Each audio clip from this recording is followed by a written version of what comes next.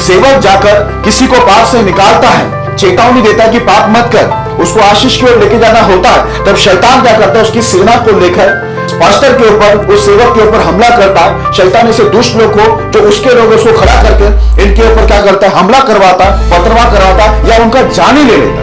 आज आप सता रहे ना सेवकों को, या जितने भी लोग मुझे सुन रहे हैं सेवकों को सता रहे ना, याद रखना आपका सताव से सेवक लोग को जो सताव मिल रहा है ना, यदि परमेश्वर सताना शुरू करेगा ना किसी को, ये पूरी पृथ्वी कांपेगी। बाइबल में लिखा है परमेश्वर को छेड़ नहीं सकता धरती, ऐसी कोई भी ताकत नहीं बोलते उसके सामने खड़ा रह सकता। हालेलुया। ये पूरा सेवकों का काम कैसा है, जोखिम भरा है। आपने देखा कितना सेवक लोग जोखिम में नहीं थे, कितना खतरा था, हालांकि प्रभु बोला मैं तुम्हारे साथ में।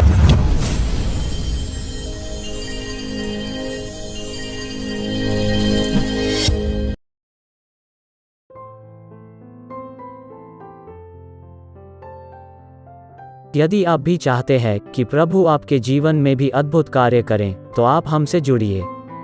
और यदि आप भी प्रभु के अभिषिक्त दास पास्टर मोसेस जी से प्रार्थना करवाना चाहते हैं और बीमारी, गरीबी, पाप, श्राप से छुटकारा पाना चाहते हैं, तो प्रभु के दास से प्रार्थना करवाइए। प्रार्थना निवेदन के लिए डायल करें 9821509346।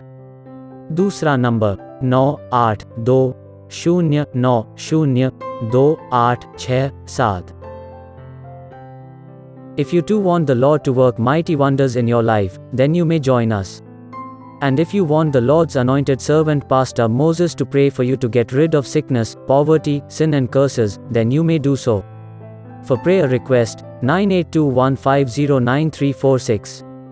Alternate number, 9820902867.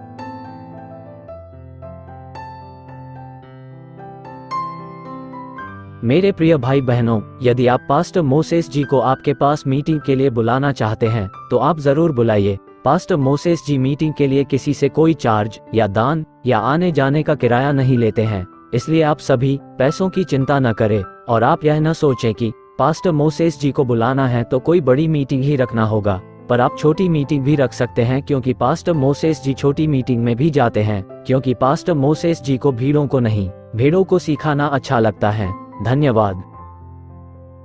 Dear brothers and sisters, if you wish to invite Pastor Moses for meetings, you may do so without worrying about expenses, because Pastor Moses does not charge any fees, neither does he take any gifts, nor charge traveling expenses. Also, do not think that you need to organize big meetings only. Pastor Moses is okay with small crowd too, because he believes in teaching genuine believers who are hungry and thirsty for God. Thank you. Okay, तो मैं शुरू करता हूं। विषय का नाम है पास्टरों का काम जोखिम भरा होता है। Pastors job is full of risk. इस विषय के लिए हम छोटा सा प्रार्थना करेंगे ताकि पवित्र आत्मा आपकी और मेरी मदद करे।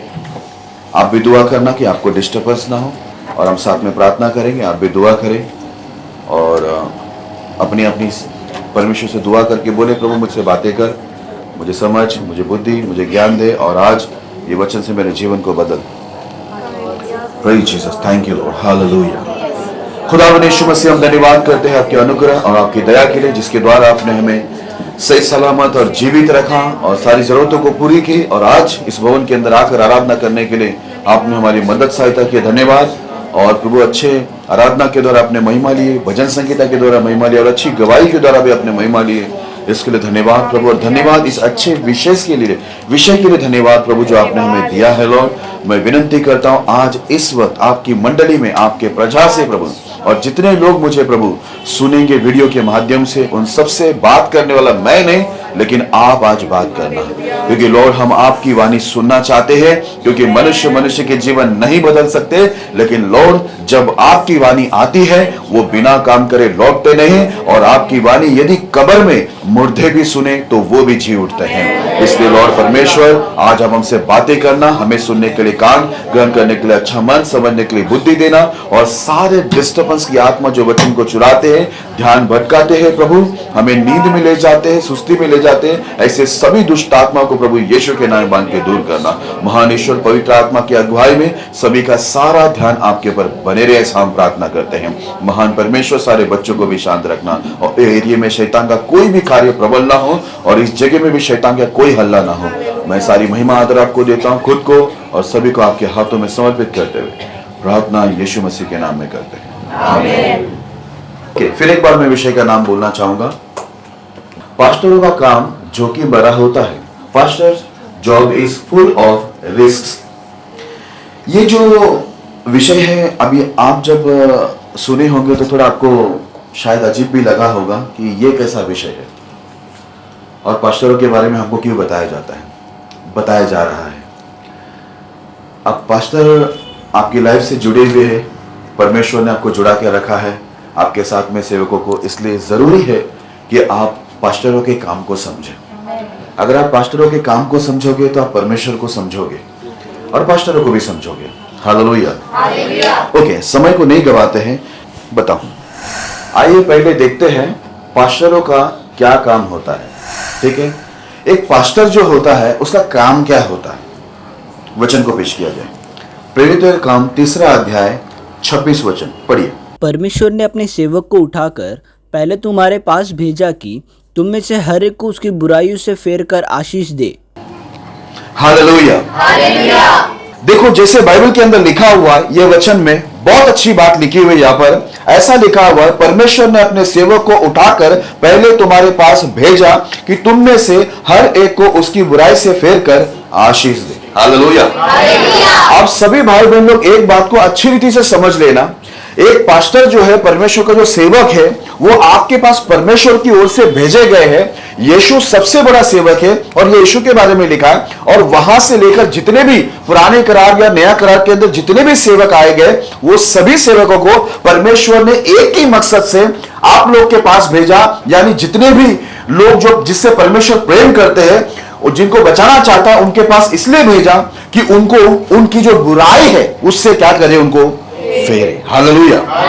आप भी जानते, मैं भी जानता है, ये सच्चाई है कि इंसान का जो जन्म है वो भी पाप है और उसका जो कर्म है वो भी क्या है, पाप है। इंसान जो कुछ भी करता, गलत करता है। जैसे मैं बार बार बताता हूं, एक बच्चे को अगर आप पकड़ के पूछे कि एबीसीडी बोल, तो वो एबीसीडी ठीक से नहीं बोल पाता है। यदि आप उसको बोले 1 2 3 बोल, तो वो 1 2 3 भी ठीक से नहीं बोल पाता है। लेकिन जब उसको गाली देने की बात आती है तो एक छोटा सा बच्चा भी अच्छा गाली देता है। हालेलुया। आप सोचिए, क्योंकि बाइबल के अंदर लिखा हुआ है कि दुनिया के अंदर क्या हो रहा है, बुराई ज्यादा बढ़ रही है। इसके लिए छोटे छोटे बच्चे क्या कर रहे हैं, आज नशे के अंदर चले गए, गालियां देते, मारामारी करते हैं। वो लोग माँ बाप का अनादर करते, माँ बाप पर हाथ तक उठा देते हैं। वो लोग कितना झूठ बोलते हैं अपने परिवार को, और बहुत कुछ ना जाने कितने सारे गलत काम वो लोग करते, गंदे वीडियोस देखते। जब मैं स्कूल में था, बहुत छोटा था, तभी मैंने देखा कि छोटे छोटे बच्चे व्यभिचार के अंदर थे। वो बात मैं अभी तक नहीं भूला, व्यभिचार के अंदर वो लोग। उस समय जब मैं बहुत छोटा था, मुझे ऐसा लगता है शायद मैं 5th में होगा, उस समय की बात बता रहा हूं, छोटे छोटे बच्चे व्यभिचार के अंदर थे। तो देखो दुनिया कैसे बुराई के अंदर बढ़ रहा है। हालेलुया। आज हम जानते हैं, आप जानते हैं, सब लोग जानते हैं कि हम सब बुराई में ही थे। ऐसा कोई व्यक्ति नहीं बाइबल बताते जो बुराई में नहीं था। हाँ, ये बात और है कि हम लोग को ये नहीं पता था कि हम लोग गलत है, लेकिन जिस दिन हमको सच्चा परमेश्वर मिला और सच्चा परमेश्वर का नियम, व्यवस्था या विधि या आज्ञा हमको पता चला, तब हमको मालूम पड़ा कि हम भी एक गुनहगार, पापी, अपराधी है। हालेलुया। आज आप बाहर जाइए, कितने लोग नशे में हैं, कितने लोग अपने परिवार को धोखा देकर, पत्नी को धोखा देकर, पति को धोखा देकर, माँ बाप को धोखा देकर, वो लोग कितने सारे जगह में जाकर ना जाने कितने पाप करते हैं। चाहे वो शारीरिक संबंध हो या फिर वो नशा हो या बहुत सारा गलत काम वो लोग करते हैं, लेकिन उनके घर वालों को ये बात पता भी नहीं होता है और उनको भी ये पता नहीं होता कि वो गलत कर रहे हैं। उन्हें ऐसा लगता है, उन्हें ऐसा फील होता ही नहीं है कि वो लोग पापी है। पता है क्यों? मैं आपको बताना चाहता हूं। जब मैं गुंडागर्दी में उतरा, यहां से लेके यहां तक टीका लगाता था, बाल तक थे मेरे को ज्यादा, टीका ऊपर तक लगाता था। मैं टाल भी बजाता था मंदिर में जाके, मुझे बहुत अच्छा लगता था। घंटी भी बजाता था और मैं फेमस इंसान था। ढोल भी बजाता था और वहां से बाहर आने के बाद लोगों को भी बजाता था। लेकिन कभी ऐसा मन में आया ही नहीं कि मैं गलत हूं। मैं आपको 2 दिन पहले की बात बता रहा हूं। परसों अचानक से मन में एक बात आ रही थी। अभी देखो, मैं 18 साल पहले प्रभु में आ चुका हूं। उसके पहले की बात, मेरे को वो अकेला ही मन में दुख हो रहा था कि मेरा हाथ ना जाने कितने लोगों के ऊपर उठा। वो बात याद करके मेरे को बड़ा दुख हो रहा था। अभी उस समय मुझे दुख नहीं हुआ जब मेरा हाथ इतने लोग के ऊपर उठा, मेरे पर इतने पुलिस केस हुए, उस समय मुझे दुख नहीं हो रहा था। लेकिन जब मैं प्रभु में बढ़ रहा हूं, साल गुजर गए, मेरे जड़ परमेश्वर के अंदर पकड़ने लगे, मुझे वचन समझने लगा, प्रभु का नियम समझने लगा, प्रभु की दया अनुग्रह समझने लगा कि वो कितना इंसान से प्यार करता है। तो मेरा वो जो उठा हुआ हाथ एक एक के ऊपर वो याद करके एक एक व्यक्तियों का, मेरा उनका जो चेहरा है मेरे सामने आ रहा था और मैं मन में एकदम दुख हो रहा था। मैं बहुत दुखी हो रहा था, मेरे मन में ऐसा दुख आ रहा था, प्रभु मैंने ये क्यों किया, क्यों मारा, ऐसा मेरे मन में आ रहा था। और ये फीलिंग एक व्यक्ति को तभी आ सकता है जो यीशु के अंदर आया हो। हालेलुया। दुनिया में भक्ति करने वाले बहुत भक्त लोग हैं, बहुत सारे ऐसे जगह हैं जहां पर लोग जाकर आराधना स्तुति करते, बहुत कुछ करते, उसके अलावा वो लोग गलत काम भी करते, लेकिन उनको जरा भी ये फील नहीं होती, एहसास नहीं होता कि वो लोग एक तरफ तो धार्मिकता का मुकुटा पहनकर वो लोग भजन गा रहे, भक्ति कर रहे, और दूसरे तरफ कितने प्रकार के वो लोग गलत काम कर रहे। आपको मैं बता दूं, उदाहरण के तौर पर आप बियर बार पे जाओ, डांस बार पे जाओ, दारू के अड्डे के अंदर जाओ, आप जहां पर शराब बिकते, वहां भी मंदिर अंदर लगे होते, पूजा पाठ करके वो लोग सब गलत काम को वो लोग क्या करते हैं, बेचते हैं। आप जाओ, एक पान की गादी, गुटके की जो दुकान होती, जो गुटका मावा और तंबाकू इसके दुकान होते, उसके अंदर भी वो लोग क्या करते हैं, एक छोटी सी मंदिर डालकर बैठ के पूजा करके वो लोग क्या करते हैं, ये सब गंदे चीजों को, नशे की चीजों को वो लोग बेचते हैं, क्योंकि उनको इस बात का एहसास ही नहीं कि वो लोग पाप कर रहे हैं। हालेलुया। उसका मेन और मुख्य कारण है कि उनके पास आकाश पृथ्वी को, पूरी दुनिया को बनाने वाला जिंदा परमेश्वर नहीं है। उनके पास कौन सा परमेश्वर है मालूम है? जिसको उन्होंने बनाया। और हमारे पास कौन सा परमेश्वर है मालूम है? जिसने हमें और पूरी दुनिया को बनाया। हालेलुया। ये अंतर है उनमें और हम में। इसके लिए उनके पास बहुत से परमेश्वर है जो उनके हाथों के द्वारा बनाया गया, बहुत से परमेश्वर है। हमारे पास एक ही परमेश्वर है जिसने बहुतों को और पूरी दुनिया को बनाया। Hallelujah, hallelujah. ओके, तो यहां पर आप समझ लेना, परमेश्वर ने अपने सेवक को क्यों भेजा? एक व्यक्ति को उनकी सारी बुराई से निकालते हुए क्या करना है, उसे आशीष की ओर लेके जाना है। मतलब उसको क्या करना है, वचन के अंदर उसको लेके आना है, उसको सुधारना। क्योंकि जैसे जैसे एक व्यक्ति अपना नशा छोड़ेगा, व्यभिचार छोड़ेगा, झूठ बोलना छोड़ेगा, घमंड छोड़ेगा, सारे गलत काम से जैसे जैसे वो निकलता जाएगा, वैसे वैसे उसके जीवन में क्या आता रहेगा? परमेश्वर की आशीष आते रहेगा। हालेलुया। बात आपको समझ में आई?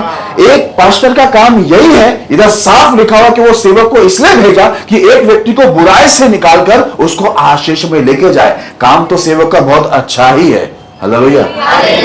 काम अच्छा ही है कि नहीं? अच्छा है। लेकिन मैं एक बात बता देता हूं, किसी भी एक इंसान जो जन्म से पाप में है, सब प्रकार का पाप कर रहा है और पाप उसको खुशी दे रहा है, ठीक है, पाप में उसका जड़ पकड़ा हुआ है और वो पाप से खुशी मनाता है, क्या इजी है एक व्यक्ति को पाप से बाहर निकालना? नहीं। जिस चीज से उसको खुशी मिल रही है, अगर हम वो चीज को छीनने जाए तो क्या वो निकलेगा? इजीली होगा वो काम? होएगा आपको लगता है? अगर मैं जाकर शराब की दुकान में बोलूं, वाइन शॉप वाले को बोलूं, बियर बार वाले को बोलूं, ये बंद कर दे, ये पाप है, वो मेरी बात मानेगा?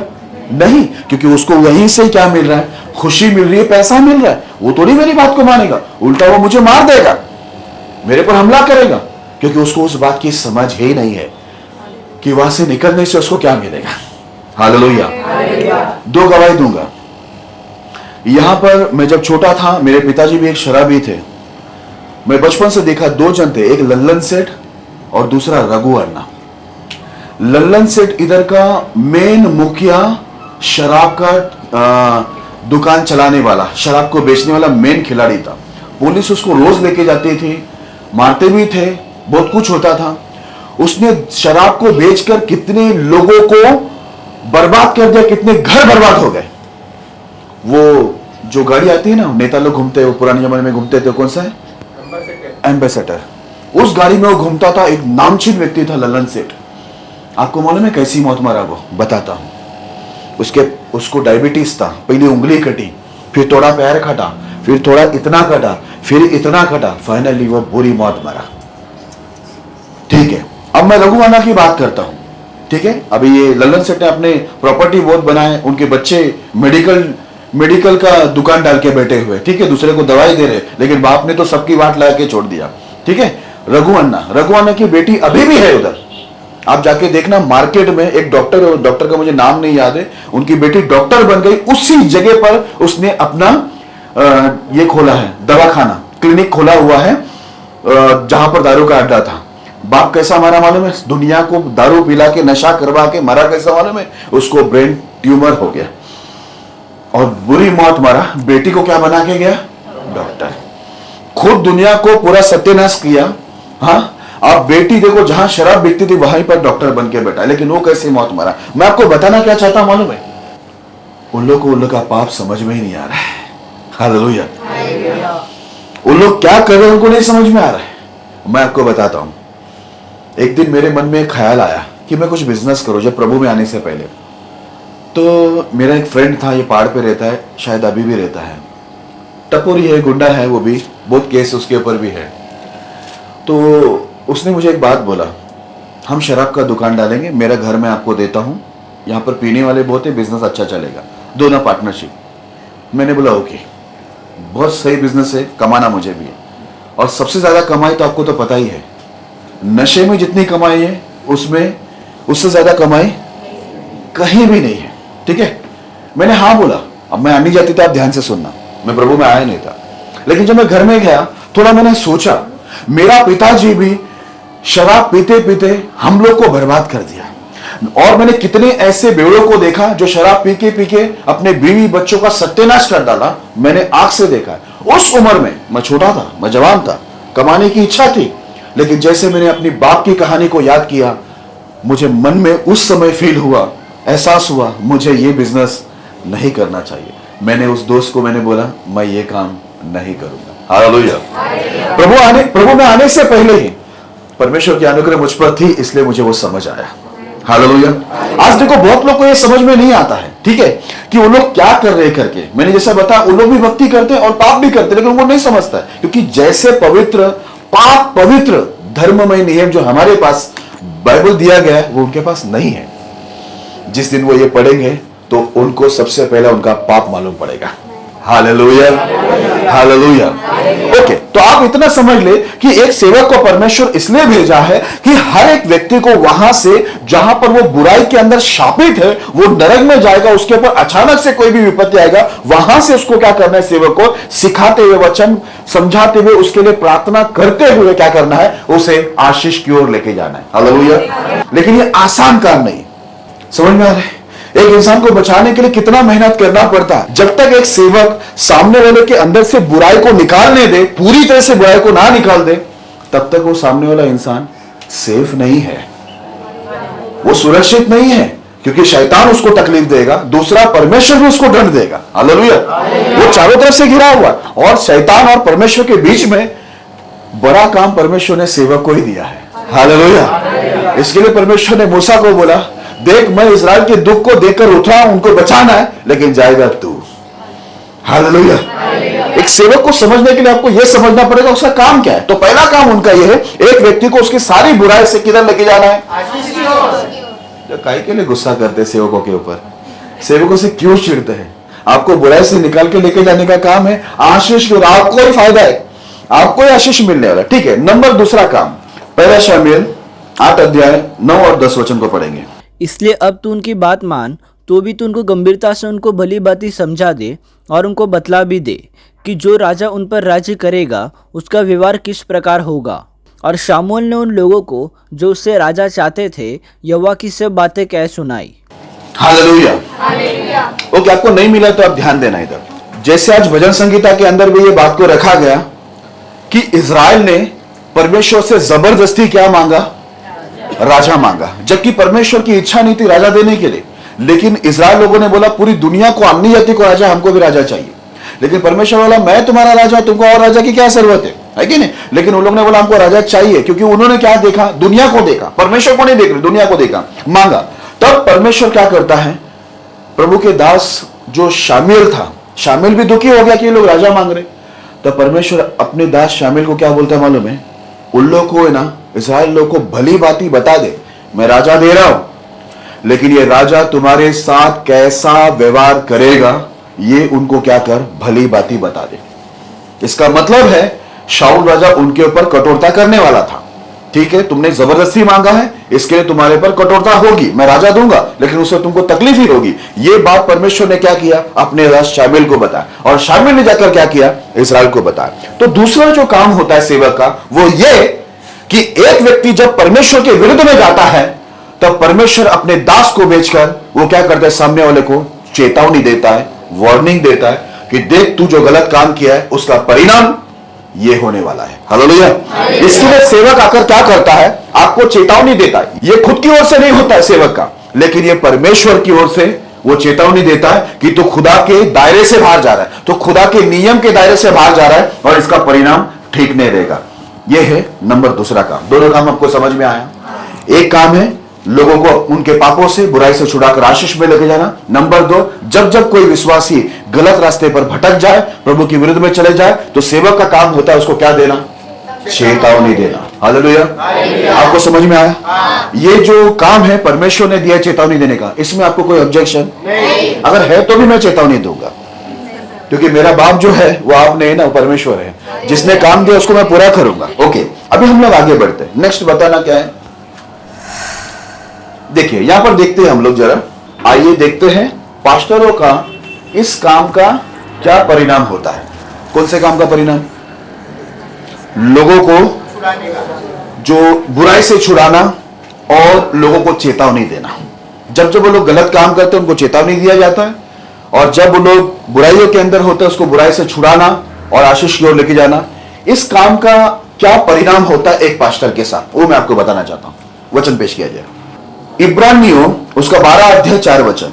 तुमने पाप से लड़ते हुए उससे ऐसी मुठभेड़ नहीं की कि तुम्हारा लहू बहा हो। हालेलुया। अब देखो यहां पर बताया जा रहा है यीशु के बारे में, और यीशु से लेकर पुराना करार नया करार जितने भी सेवक थे उनके बारे में यह बताया जा रहा है कि ये लोग ने क्या किया? पाप के साथ में, ये पाप का बाप है शैतान। सुना आपने? पाप का बाप है शैतान। ये पाप के साथ लड़ना मतलब शैतान के साथ लड़ना। एक व्यक्ति को पाप से छुड़ाने का मतलब क्या मालूम है? शैतान की पूरी सेना को ललकारना। ठीक है, एक सेवक जो काम करता है वो इजी काम नहीं है, क्योंकि अगर मुझे सपोज मैं बता रहा हूं एक बात, अगर मुझे समझो मुझे ये ज्योति बहन है, उनको मुझे बचाना है, मुझे उनको बचाना है, पाप से निकालना है। उसके अंदर पाप किसने बोया है? पाप का राज्य कौन लाके रखा है उसके अंदर? कौन चाहता है कि वो पाप करे? शैतान। मैं उसको छुड़ाने जाऊंगा तो सीधा मेरे दुश्मनी किससे होगा? क्या वो चुप बैठेगा? क्योंकि जो ताई है या बहन है हमारी, वो किसका शिकार है? शैतान का शिकार है, और मैं उसका शिकार चिन्हने जा रहा, तो वो शांत बैठेंगे? हालेलुया। वो शांत नहीं बैठेंगे। ये सीधा मुकाबला, ये लड़ाई एक पास्टर का शैतान के साथ में होता है। इसलिए लिखा कि बोलता है यहां पर, तुम्हारा ऐसा मुठभेड़ हुआ नहीं कि तुम्हारा लहू बहा, लेकिन यीशु का लहू बहा। और यीशु मसीह के कितने सारे सेवक लोग यही काम करते हुए लोगों को पाप से बाहर निकाल के आशीष की ओर लेके जाते हुए, चेतावनी देते हुए, कितने लोग का लहू बह गया ये मुठभेड़ के अंदर। हालेलुया। उसका परिणाम होता है यीशु का लहू बह गया, उसके सेवकों का लहू बहा। आज कितने सारे सेवक लोग बाइबल के अंदर देखने मिलते हैं, उनके ऊपर पथराव हुआ, उनका जान ले लिया गया, उनका लहू बहा, और उसके बाद भी जो बाइबल के अंदर रिकॉर्ड नहीं, उसके बाद कितने सारे सेवक आए जो अच्छे काम शुरू किए बहुत सारे देशों के अंदर, हमारे देश में, उन सबके साथ क्या हुआ? उनका लहू बहा। हालेलुया। यानी वो लोग मारे गए। तो इसका परिणाम समझ में आया? एक सेवक का लहू बह जाता है। यह आसान काम नहीं है। यीशु से लेकर पुराना करार नया करार सब सेवकों को देखोगे, सबके ऊपर क्या हुआ है? विरोध हुआ है, उनका लहू बहा। इसलिए इधर लिखा, तुमने पाप से लड़ते हुए उससे ऐसी मुठभेड़ नहीं की कि तुम्हारा लहू बहा हो, लेकिन यीशु का लहू बहा।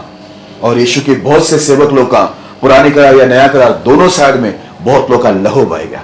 आपको समझ में आ रहा है? बात समझ में आ रहा है मैं क्या बोल रहा हूं? जब एक सेवक जाकर किसी को पाप से निकालता है, चेतावनी देता है कि पाप मत कर, उसको आशीष की ओर लेके जाना होता है, तब शैतान क्या करता है? उसकी सेना को लेकर शैतान उस पास्टर के ऊपर, उस सेवक के ऊपर हमला करता है। शैतान ऐसे दुष्ट लोग को जो उसके लोग उसको खड़ा करके इनके ऊपर क्या करता है, हमला करवाता, पथरवा कराता या उनका जान ही ले लेता है। हालेलुया।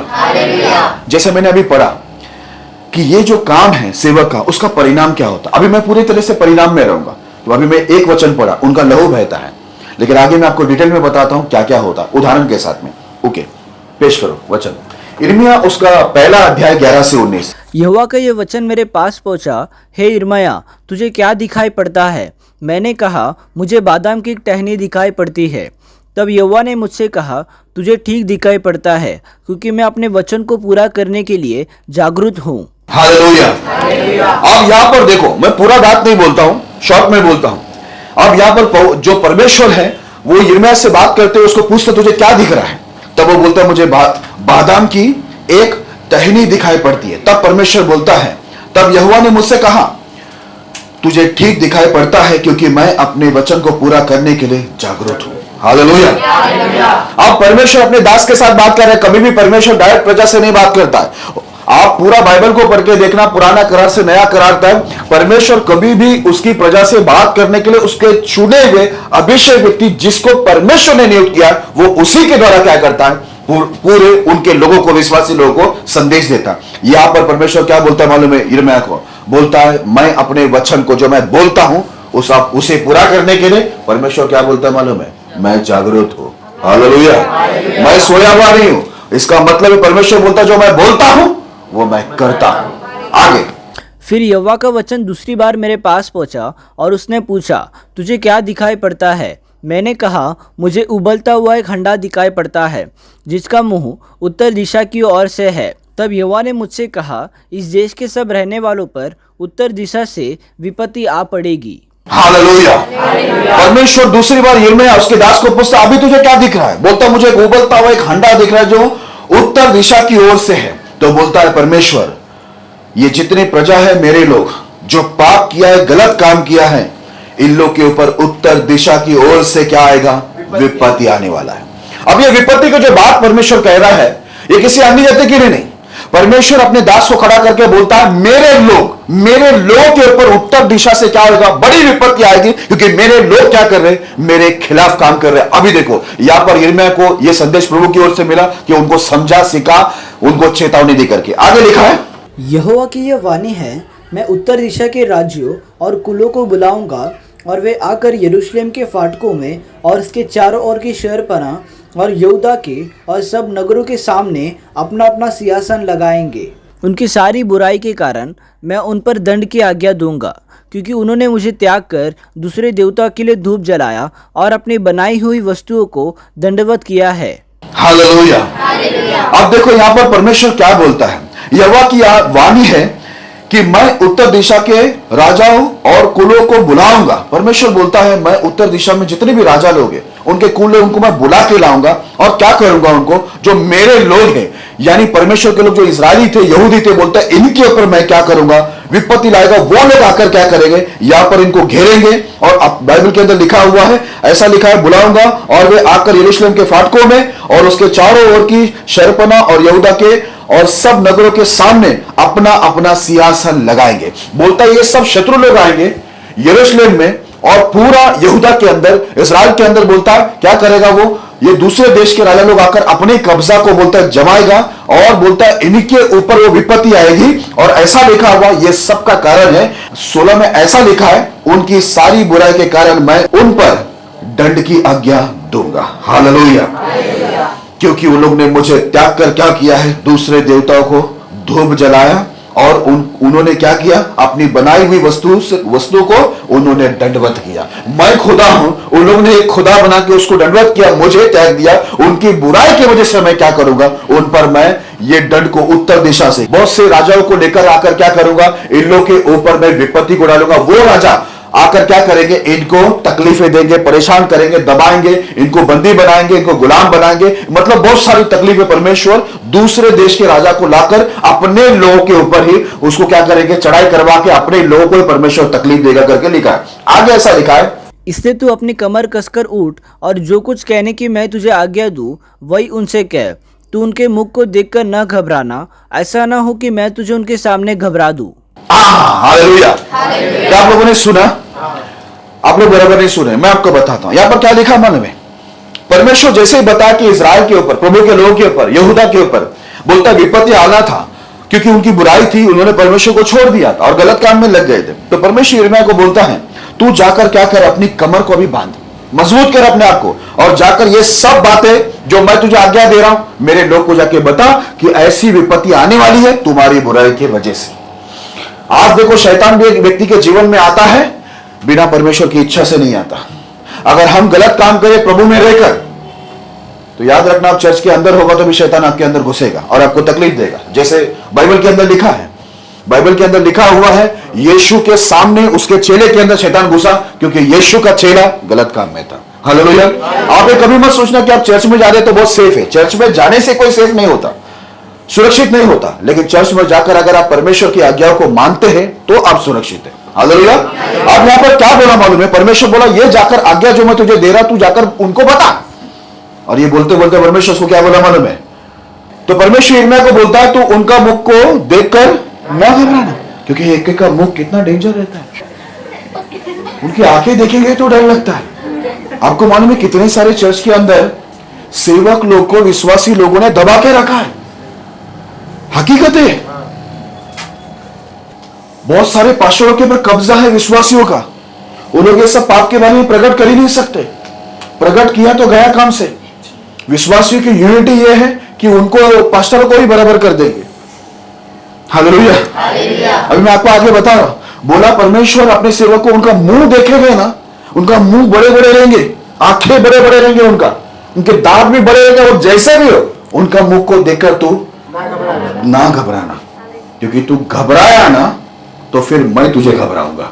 ये लिखा है, लिखा है, नहीं लिखा है? बोला तू उनसे डरा ना, वो इंसान है, मैं परमेश्वर हूं, उनका डराना तेरा कुछ बिगाड़ नहीं सकता, क्योंकि मैं तेरे साथ हूं। लेकिन मैं तुझे घबराने पर आ गया है ना, तो मेरी घबराहट ऐसी रहेगी तुझे हार्ट अटैक भी आ जाएगा। तो यिर्मयाह को समझ में आ गया। हालेलुया। बोलता तू उनसे डरेगा तो फिर मैं तुझे डराने पर आ जाऊंगा। अभी समझ में आया मैं क्यों नहीं डरता आपको? आपका डर मेरा कुछ भी बिगाड़ने वाला नहीं है। जितना मांगता है कोशिश करना, आप जितना मांगता है कोशिश करो, यूनिटी बना, पूरा चर्च आप यूनियन में लेके आओ। एक काम करो, यूनियन में लेके आओ, लीडर खड़े करो, यूनियन में लेके आओ। अगर आप पैसे वाले हैं, आपके पास पढ़ाई ज्यादा है, पोजीशन ज्यादा, पोस्ट ज्यादा, आपको जो करना है वो करके आप लड़ने के लिए आ जाओ। मुझे आदेश यही है, तू उनसे घबरा मत। तू उनसे घबराएगा तो फिर मैं उनके सामने तुझे घबरा दूंगा। हालेलुया। आपको समझ में आ गया ना? इतना क्यों नहीं डर रहा हूं मैं? आपका कोशिश तो जारी है ना, लेकिन वो जारी रखो। आप करो, सताओ मेरे को, डराओ, जो करना है वो करते रहो, अपना आप आपका काम करते रहो। क्योंकि देखो जो आपके पास है वो तो आप करेंगे ना। पवित्र आत्मा रहेगी तो आप मेरा सहयोग करेंगे। अभी आत्मा लूसीफर की होगी तो सहयोग तो नहीं करोगे ना, विरोधी करोगे, बराबर है क्या नहीं? तो जो आत्मा आपके साथ है वही काम करते रहो। आगे देखो, और भी प्रभु ने कई बात कहा है, पढ़ो।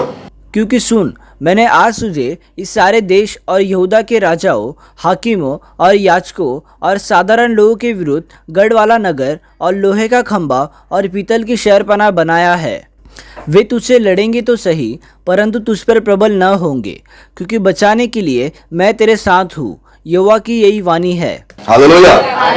पूरा यहूदा या पूरा आप इस्राएल बोलते हैं, परमेश्वर के लोग के सामने परमेश्वर बोलता है मेरे दास को परमेश्वर ने कैसा बनाया। परमेश्वर बोलता है मेरे दास को मैंने, ये मेरे लोग के सामने उनको मैं बोलता है, और राजाओं के सामने भी बोलता है गढ़ वाला नगर बनाया।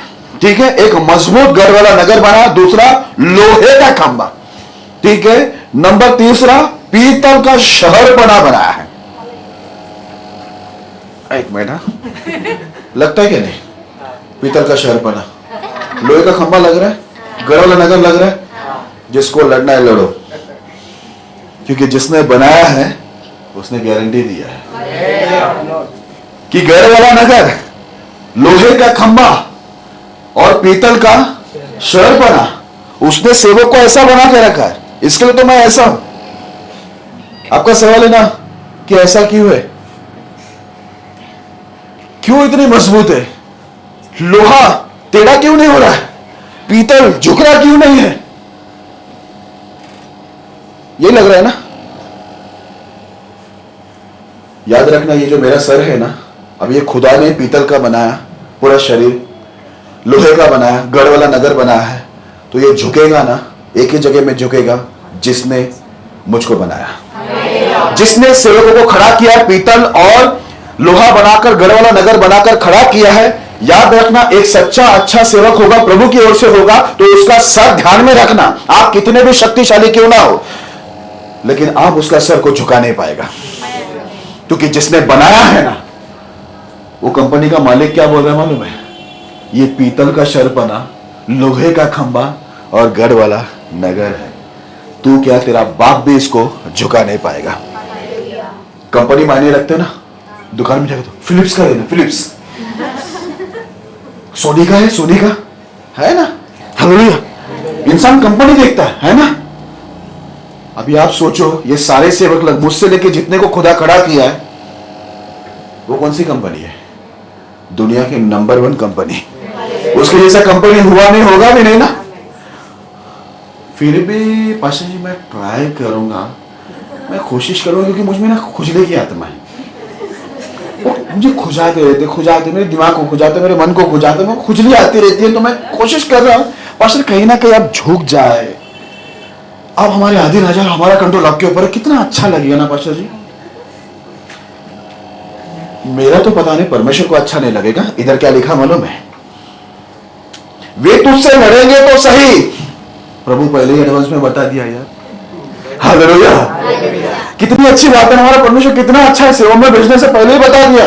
वे तुझसे लड़ेंगे तो सही, परंतु तुझ पर प्रबल ना होंगे। अब किसकी बात की हिम्मत है ये वचन को पार करने का? क्योंकि परमेश्वर बोला, एक बार मैं बोल देता हूं ना, बाइबल के अंदर लिखा है, दुनिया में ऐसी कोई ताकत नहीं, कोई सेना नहीं जो बोलता है मेरे शब्दों को क्रॉस करे। हालेलुया। बोलता है वो तुझसे लड़ेंगे तो सही, पर तुझ पर प्रबल नहीं होंगे। क्यों प्रबल नहीं होंगे? लिखा है क्योंकि बचाने के लिए मैं तेरे साथ हूं, यहोवा की यह वाणी है। हालेलुया। आज आपको मालूम पड़ा, मैं किसी चीज का परवाह नहीं करता हूं कि कितने लोग कलेश से चले जाएंगे, दशमांश बंद हो जाएगा, दान बंद हो जाएगा, हमारा सेवा बंद हो जाएगा। मैं परवाह नहीं कर रहा हूं, क्योंकि जिस कंपनी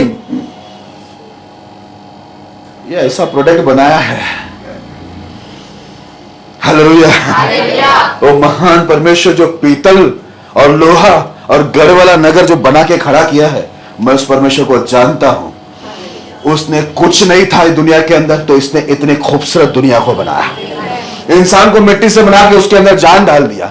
4 दिन सड़ गया, कब्र के अंदर उसको उठाकर खड़ा किया। अंधों को आग दिया, लंगड़े को चला। ऐसी कोई बीमारी नहीं जिसको परमेश्वर ठीक नहीं कर सकता है। वो सूरज को भी एक दिन के लिए रोक दिया, वो समुद्र को भी छेड़ दिया, आसमान से खाना खिलाया इस्राएल को और चट्टान से पानी निकाला। अरे वो परमेश्वर के सामने किसी की औकात है, किसी की हिम्मत है कि वो उससे लड़कर जीते? मैं बता दूं आपको, इतिहास गवाह है, ना तो परमेश्वर से कोई सेना लड़कर जीता है और ना जीतेगा। पासी लेकिन खुजली है ना, पासी में खुजली का कुछ करो। हाँ, खुजली का मैं दवाई दे सकता हूं। हाँ, बीटेक सी है लेकिन अलग वाला।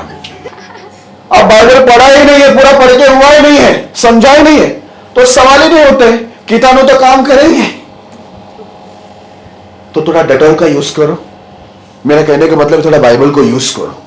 और मैं एक बात बोलता हूं, किसी को मुझसे बात करना है ना, बात करना है तो पहला एक बार तो बाइबल को ढंग से पढ़कर समझ के आओ। वैसे एक बार में पढ़ने में कुछ होता नहीं है, कुछ समझ में नहीं आएगा, पढ़ना तो बहुत पढ़ना पड़ेगा। क्योंकि मेरे को बीच में किसी ने बोला, मेरा 10 बार पढ़ के हो गया, लेकिन स्वभाव में ना यीशु दिख रहा है, ना सोदूत दिख रहा है, ना पौलुस दिख रहा है, ना मोसेस दिख रहा है, कोई भी नहीं दिख रहा है उसके अंदर। लेकिन कितने बार पढ़ के हो गया?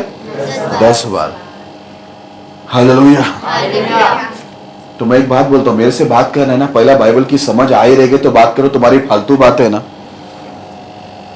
मेरे भी कुछ काम का नहीं और आपका भी कुछ काम का नहीं। लेकिन पास्टर जी खुजली है ना हम लोग को, पास्टर जी को खुजली है। जब तक पास्टर जी को परेशान नहीं करेंगे ना, हम लोग प्रभु के सेवकों को परेशान नहीं करेंगे ना, हमको शांति नहीं मिलती है।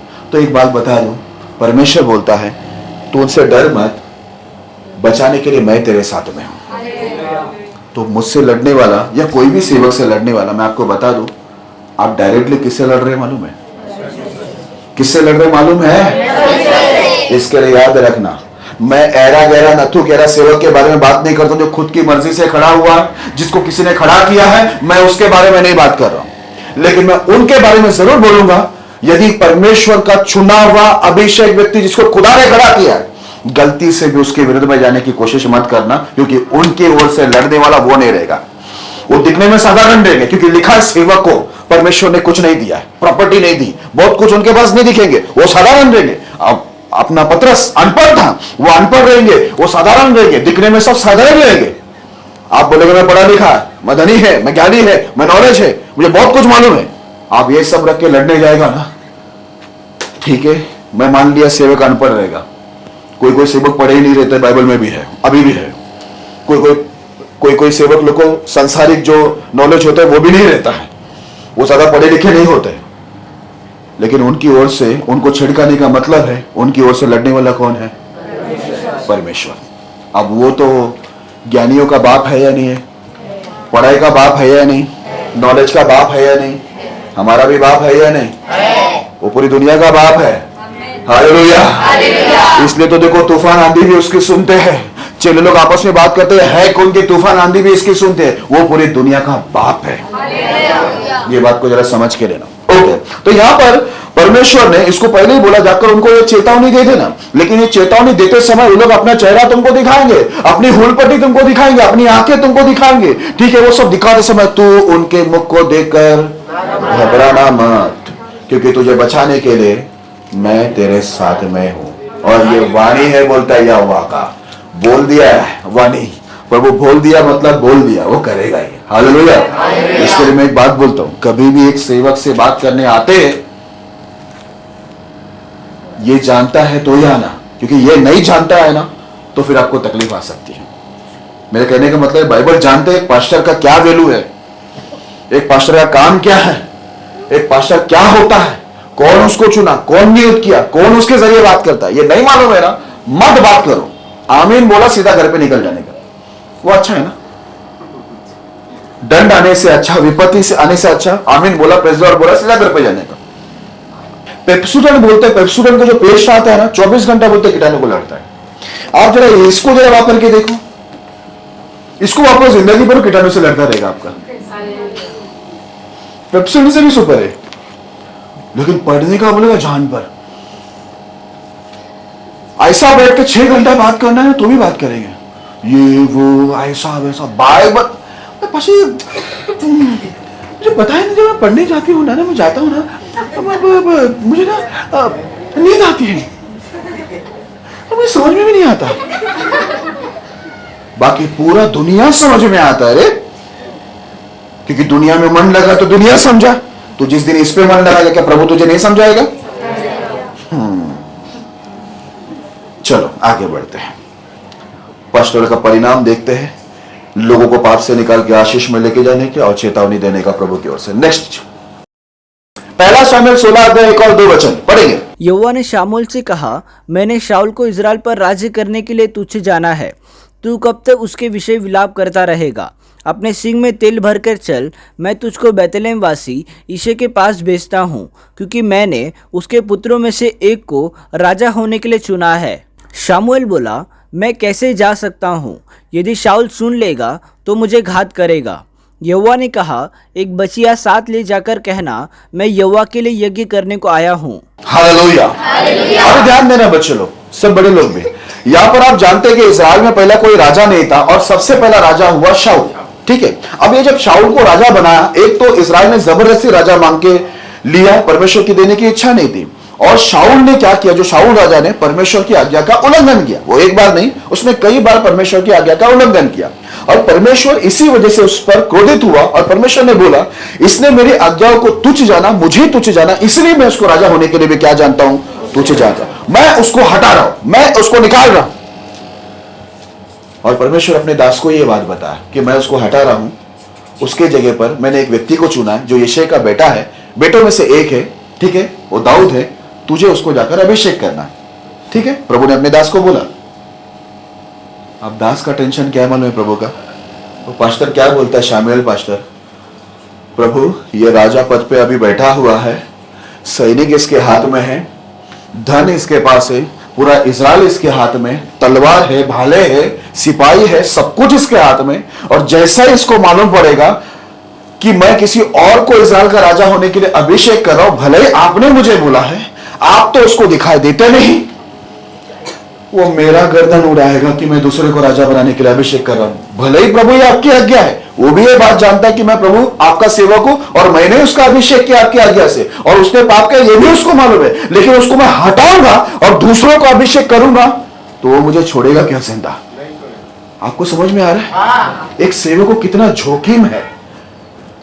हालेलुया। इसलिए यिर्मयाह को भी बोला उनका मुंह देख कर डर मत तू, क्योंकि जोखिम है, खतरा है, उन लोग तेरे विरुद्ध उठेंगे। अब ये किसकी बात हो रहा है आपको बता दो, अन्य जाति की बात हो रहा है? नहीं, विश्वासी की बात हो रहा है। प्रभु को जानने वाले, मानने वाले, बाइबल सब कुछ जानने वाले व्यक्ति के बारे में बात हो रहा है कि वो सेवक का गर्दन उड़ाएगा। अब शामुएल जैसा इतना बड़ा सेवक जो पूरा जीवन में प्रभु के साथ ईमानदार था, उसको भी डर लगा। भले वो गलत किया, इसके लिए कितने लोग अभी ये गलत करते हैं ना, उनको निकालने से पहले हम उसको रख तो ले लेते। इसके लिए मालूम है अभी बहुत सोचना पड़ता है एक व्यक्ति को पद पे लाने के लिए, चाहे म्यूजिक में बोलो या गाने में बोलो या कोई भी सेवा में बोलो, किसी को रखने से पहले 10 बार सोचना पड़ता है, जांच पड़ताल करना पड़ता है, क्योंकि जब तक वो पद में नहीं है तब तक वो पूरा नम्र है, बकरी है वो। लेकिन जैसे वो पद पे आता है शेर बन जाता है, दहाड़ता हुआ। तो कोई बात नहीं, वो सवा शेर है। हालेलुया। कोई भी होने दो, यदि परमेश्वर के विरुद्ध में जाने वाले प्रभु के नियम आपसे पालन नहीं होते, प्रभु का आदर करने होता नहीं, वो बाहर जाएगा। शामुएल डरा, मुझे बिल्कुल डर नहीं लग रहा है, वो बताना चाहता था मैं। हालेलुया। क्योंकि आपसे अच्छे आपसे बुरे नहीं थे वो लोग, आपसे बहुत अच्छे थे, टैलेंट, बुद्धि, ज्ञान, सेवा में बहुत एक्टिव थे। मैंने उनको भी बाहर करने के लिए जरा भी मैं सोचा नहीं, तो आपके बारे में भी मुझे जरा भी सोच आएगी नहीं। लेकिन ठीक है, यहां पर शामुएल डरा, कई बार ऐसा हो जाता है। चलो मैं अपने बारे में बता दिया आपको, मुझे नहीं डर लग रहा है, लेकिन ऐसी बहुत सारे सेवकों का यह हालत है कि उनको डर लगता है, क्योंकि सामने वाला क्या करेगा आपको मालूम है। ये विश्वासी लोग बड़े खतरनाक होते हैं, मारने, खत्म करने, कुछ भी करने में ये लोग कम नहीं करेंगे। वो लोग ये भी जानते हैं कि सामने वाला सेवक है और वो प्रभु की ओर से बात कर रहा है, वो बात जो कर रहा है वो सही बात कर रहा है, तो भी ये लोग परमेश्वर के दास को मारने के लिए कम नहीं करेंगे। हालेलुया।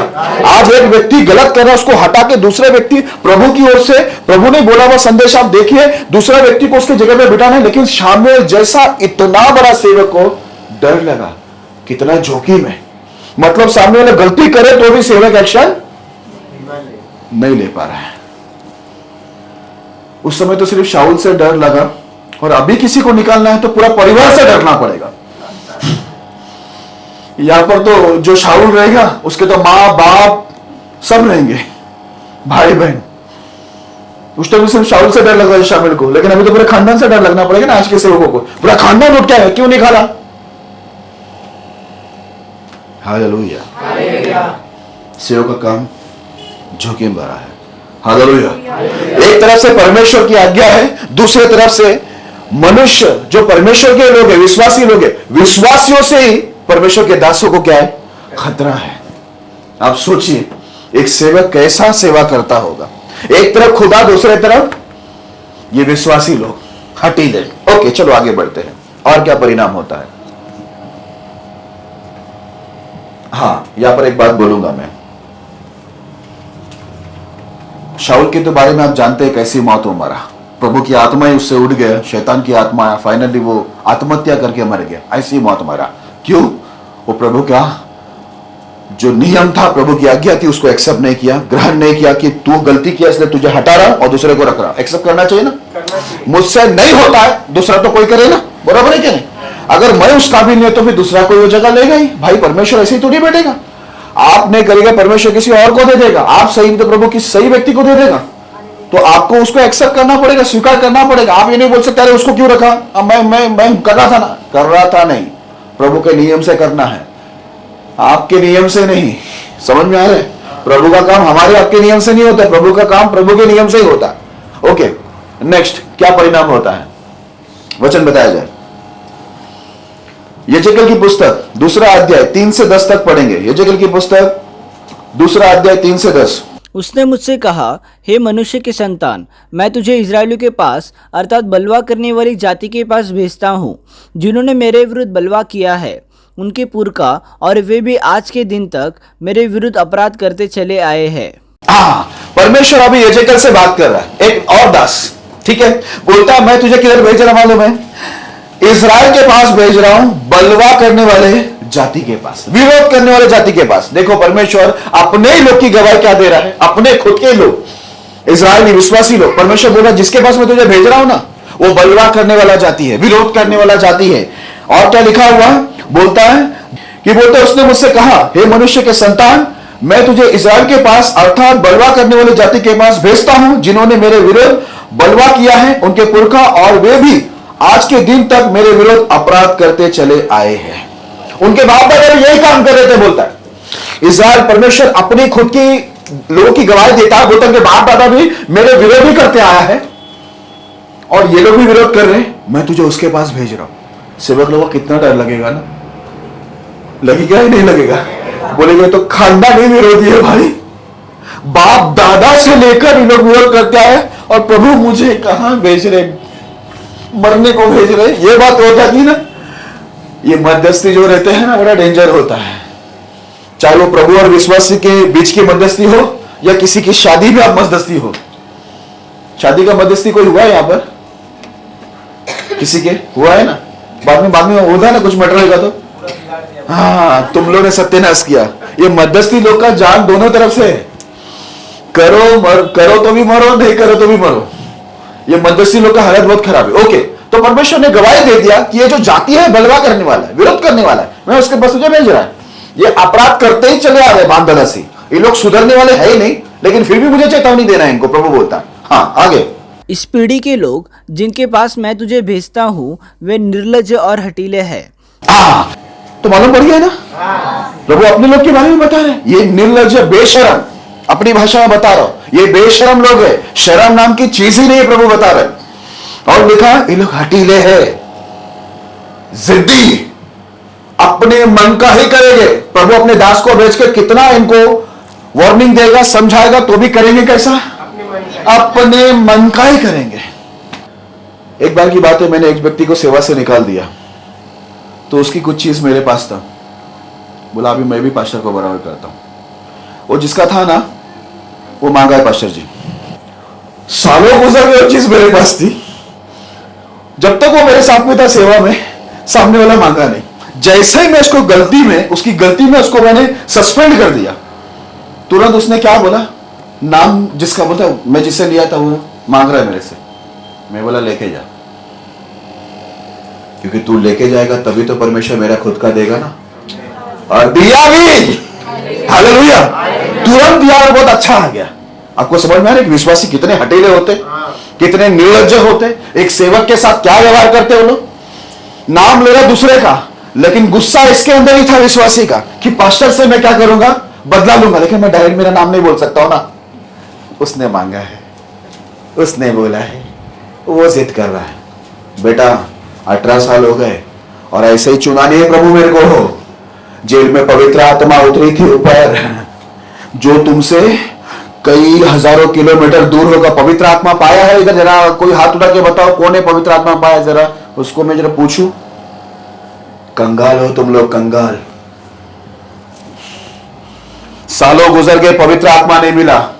पवित्र आत्मा मिला ही नहीं तो आप कैसे पवित्र परमेश्वर को समझ पाएंगे? पवित्र आत्मा मिला नहीं तो पवित्र दासों को कैसे समझ पाएंगे आप? पवित्र शास्त्रों को कैसा समझ पाएंगे? इसलिए परमेश्वर ने कहा जल और आत्मा से जन्म लेना ही पड़ेगा।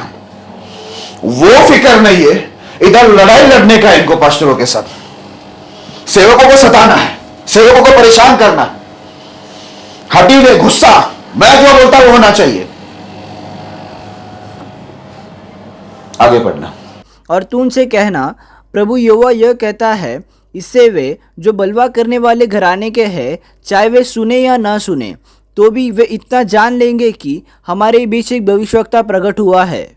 हालेलुया। यहाँ पर बोलता है परमेश्वर अपने दास को बोलते यजेकेल को, वे बलवा करने वाले हैं, विरोध करेंगे वो लोग, वे सुने या नहीं सुने, मेरा संदेश उनको देना, मेरा चेतावनी देना, इससे वो लोग जान लेंगे कि उनके मध्य में खुदा का जीवित परमेश्वर का एक सेवक, एक भविष्यवक्ता आ गया है। हालेलुया। क्योंकि उन लोगों को मालूम होना चाहिए कि हमको चेतावनी देने वाला है, खुदा की ओर से एक व्यक्ति है। ऐसा ना हो कि मैं जब उनको दंड दूं, परमेश्वर का ये कहना है, जब मैं उनको मारूं या तकलीफ दूं तो उनको ऐसा नहीं लगना चाहिए कि कोई भविष्यवक्ता आकर प्रभु की ओर से बात नहीं किया। इसके लिए परमेश्वर अपने सेवक को उठाकर बोलता है सुने या ना सुने। मतलब खुदा को मालूम है ये निर्लज्ज भी है, ये हटीले भी, ये सुनेंगे भी, कोई उसमें से सुनेगा और कोई नहीं भी सुनेगा। लेकिन परमेश्वर ने अपने दास को बोला परवाह वो मत कर, सुन रहा या नहीं सुन रहा, लेकिन बोल दे आगे। हे मनुष्य के संतान, तू उनसे न डरना, चाहे तुझे काटो, उठ कटारो और बिच्छुओं के बीच भी रहना पड़े तो भी उनके वचनों से न डरना। यद्यपि वे विद्रोही घराने के हैं तो भी न तो उनके वचनों से डरना और न उनके मुंह देखकर तेरा मन कच्चा हो। हालेलुया। परमेश्वर अपने दास को क्या बोला मालूम है? बोलता है तू उनसे डरना मत, बिल्कुल, तुझे कांटों से भी चलना पड़ेगा। कांटों का मतलब है, बोलता है ये विश्वासी तुम्हें कांटों की तरह चुभेगा और ऊंट कटारों की तरह आपको चुभेगा, और लिखा है बिच्छू जैसे डंक मारेंगे। ये विश्वासी के बारे में बात हो रहा है। कभी कभी आप लोग डंक मारते हैं ना, इधर लिखा हुआ है प्रभु ने आपको बिच्छू कहा है, कांटा कहा है। कभी कभी कांटा चुभाने की आदत होती है ना, बोलता है कांटा के जैसा रहेगा, तुझे कांटों पे चलना पड़ेगा, ऊंट कटारों पे चलना पड़ेगा। दूसरा लिखा है वो बिच्छू रहेगा, ठीक है, बोलता है उसके बीच में भी तुझे रहना पड़ेगा, लेकिन तू डरना मत। यद्यपि वे विद्रोही घराने के हैं तो भी ना तो तू उनके वचन से डरना, मतलब उनकी बातों से मत डरना। वो बात बहुत करेंगे, बहुत डराने वाली बात करेंगे, बोलता है उनके बातों से भी मत डर और उनका मुंह देखकर तेरा मन कच्चा ना हो। हालेलुया। प्रभु बोला उनका मुंह देखकर तेरा मन कच्चा ना, वो तुझे डराने को आएंगे, तू डरना मत। ये प्रभु सब बोल के रखा है, क्योंकि प्रभु को मालूम है विश्वासी लोग डराने का भी काम करते हैं, अपने मुंह दिखाकर भी डराने के काम करते हैं, अपने बातों से भी डराने का काम करते हैं, क्योंकि कीटाणु है ना, खुजली है। आगे, इसलिए चाहे वे सुने या न सुने तो भी तू मेरे वचन उनसे कहना। वे तो बड़े विद्रोही है, परंतु हे मनुष्य के संतान, जो मैं तुझसे कहता हूँ उसे तू सुन ले। उस विद्रोही घराने के समान तू भी विद्रोही न बनना। जो मैं तुझे देता हूँ उसे मुंह खोलकर खा ले। तब मैंने दृष्टि की और क्या देखा कि मेरी और एक हाथ बढ़ा हुआ है और उसमें एक पुस्तक है। उसको उसने मेरे सामने खोलकर फैलाया और वह दोनों ओर लिखी हुई थी, और जो उसमें लिखा था वे विलाप और शोक और दुख भरे वचन थे। हालेलुया। परमेश्वर बार बार इस्राएल लोग के बारे में, अपने लोग के बारे में बोलता है ये लोग विद्रोही है। क्या है? विद्रोही लोग हैं, ये बलवा करने वाले। आप देखो, आप सोचो, सालों साल परमेश्वर सेवकों को बेचकर यही बता रही है सामने वाले विद्रोही है, ये विरोध करने वाले। बलवा करना भी विरोध करना है, ठीक है, बोलता है ये वही है, लेकिन बोलता है तुझे डरने की जरूरत नहीं है। और तू क्या करता है? बोलता है तू मुंह खोल के जो मैं तुझे दे रहा है उसको खा ले। प्रभु ने क्या किया? उसकी जो व्यवस्था है, उसके जो नियम है, विधि है, उसकी आज्ञा क्या किया? उसको मुंह खोलकर उसको दे दिया और उसके मुंह के अंदर भरा। और मालूम है उसमें क्या था? बोलते उस किताब में लिखा था विलाप और शोक और दुख भरे वचन थे। हालेलुया।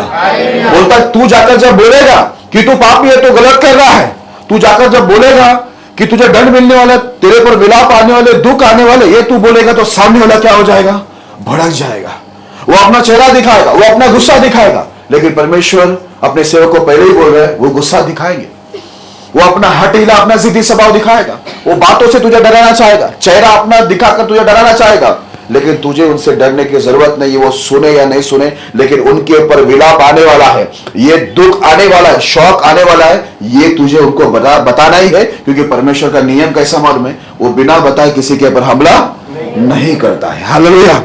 आज किसी को बताना है कि भाई तू पापी है, तू गलत काम कर रहा है, तेरे पर शौक, विपत्ति, दुख आने वाला है, ये बोलना इजी काम है? नहीं, सामने वाला गुस्सा हो जाएगा। उसको अगर बोलेगा तू जिद्दी है, क्या वो चुपचाप सुन के लेगा? नहीं सुन के लेगा। तू विरोधी है, तू विरोध करने वाला, बलवा करने वाला, ये बोलेगा तो विश्वासी सुन के लेगा? नहीं। पूरा बाइबल का इतिहास गवाह है, पुराना करार, नया करार, दोनों के अंदर जितने भी सेवक गए, लोगों को समझाने के लिए, चेतावनी देने के लिए सारे सेवक लोग को क्या किया मालूम है? ये लोग ने उनके ऊपर हमला करके कई लोग को मार दिया, कई लोग को पथराव किया, कई लोग को अपमान किया। क्या क्या उनके साथ में हुआ है। हालेलुया। इसलिए यहां पर देखो कितना जोखिम भरा काम है। अब देखो यहां पर ये सेवक का भी ये हाल है। नेक्स्ट सेवक, आमोस की पुस्तक 7वां अध्याय 10 से 17 तक पढ़ेंगे। आमोस की पुस्तक 7वां अध्याय 10 से 17। तब बैतल के याजक अमस्या ने इज़राइल के राजा यरोबाम के पास कहला भेजा, आमोस ने इज़राइल के घराने के बीच में तुझसे राजद्रोह की गोष्ठी की है। उसके सारे वचनों को देश नहीं सह सकता, क्योंकि आमोस यह कहता है, यरोबाम तलवार से मारा जाएगा और इज़राइल अपनी भूमि पर से निश्चय बंधुआई में जाएगा। हाँ, अभी देखो यहां पर क्या हो रहा है मालूम है? यारोबाम के समय में, ठीक है, यारोबाम के समय के अंदर यहाँ पर एक भविष्य वक्ता जो आमोस है वो उठकर क्या बोलता है? यारोबाम परमेश्वर बता रहा है। यारोबाम ने क्या किया था? गलती पता है ना आप लोगों को? हाँ, उसने क्या किया था? पूरे परमेश्वर के लोगों को, इज़राइल को उसने पाप में लेके गया, 2 बछड़ा बना, 2 मूरत बना के बोला तुम्हारा खुदा ये है करके। तो वो यारोबाम के विरुद्ध में यहाँ पर बाइबल के अंदर लिखा हुआ है, आमोस आकर भविष्यवाणी करता है। और जैसे भविष्यवाणी करता है, कोई तो आकर बताता है कि देखो राजा, ये भविष्य वक्ता आमोस आया है और बोलता है यरोबाम तलवार से मारा जाएगा, यरोबाम राजा, और बोलता है इज़राइल अपनी भूमि पर से निश्चय बंधुआई में जाएगा। मतलब पूरा इज़राइल क्या होगा? बंदी में जाएगा, उसको दूसरे राजा उठा के लेके जाएंगे और यारोबाम जो राजा है वो मर जाएगा। ये जब बोलता हमने उसकी जो वचन सुना, वो कैसा बोलता मालूम है? हम सह नहीं सकते। यही प्रॉब्लम है, सबका प्रॉब्लम क्या है मालूम है? सही नहीं सकते सच्चाई को। सच कहो तो सच्चाई को सही नहीं सकते। अब सेवक आके यहां पर बोल रहा है तेरे पाप की वजह से तू मरेगा, राजा मरेगा इज़राइल का, और पूरा इज़राइल बंदी में जाने वाला है। तो उधर के लोग क्या बोल रहे हैं मालूम है? देखो वो राजद्रोह की गोष्ठी करके आया, वो विरोध में उठा है हमारा, उसकी जो बातें वचन, अरे भाई वो परमेश्वर का दास है, प्रभु की ओर से बोल रहा है। लेकिन ये लोग क्या बोल रहे हैं? हम लोग इसको सही नहीं सकते। आगे क्या लिखा है? तब अमस्या ने आमोस से कहा, हे दर्शी, यहाँ से निकलकर यहूदा देश में भाग जा और वही रोटी खाया कर और वही भविष्यवाणी किया कर। देखा अमस्या क्या बोल रहे हैं मालूम है? यहाँ पर सेवक को धमकी दिया। सुना आप लोगों ने? सेवक को धमकी दिया। क्या धमकी दिया? यहां से चल, कल्टी हो, निकल। किधर निकल? यहूदा में जा, इज़राइल में ना, तू यहूदा में जा और क्या कर? उधर ही तू रोटी खाया कर और वही भविष्यवाणी कर। हम लोगों को नहीं चाहिए बोलता है भविष्यवाणी, इज़राइल लोग बोलता है।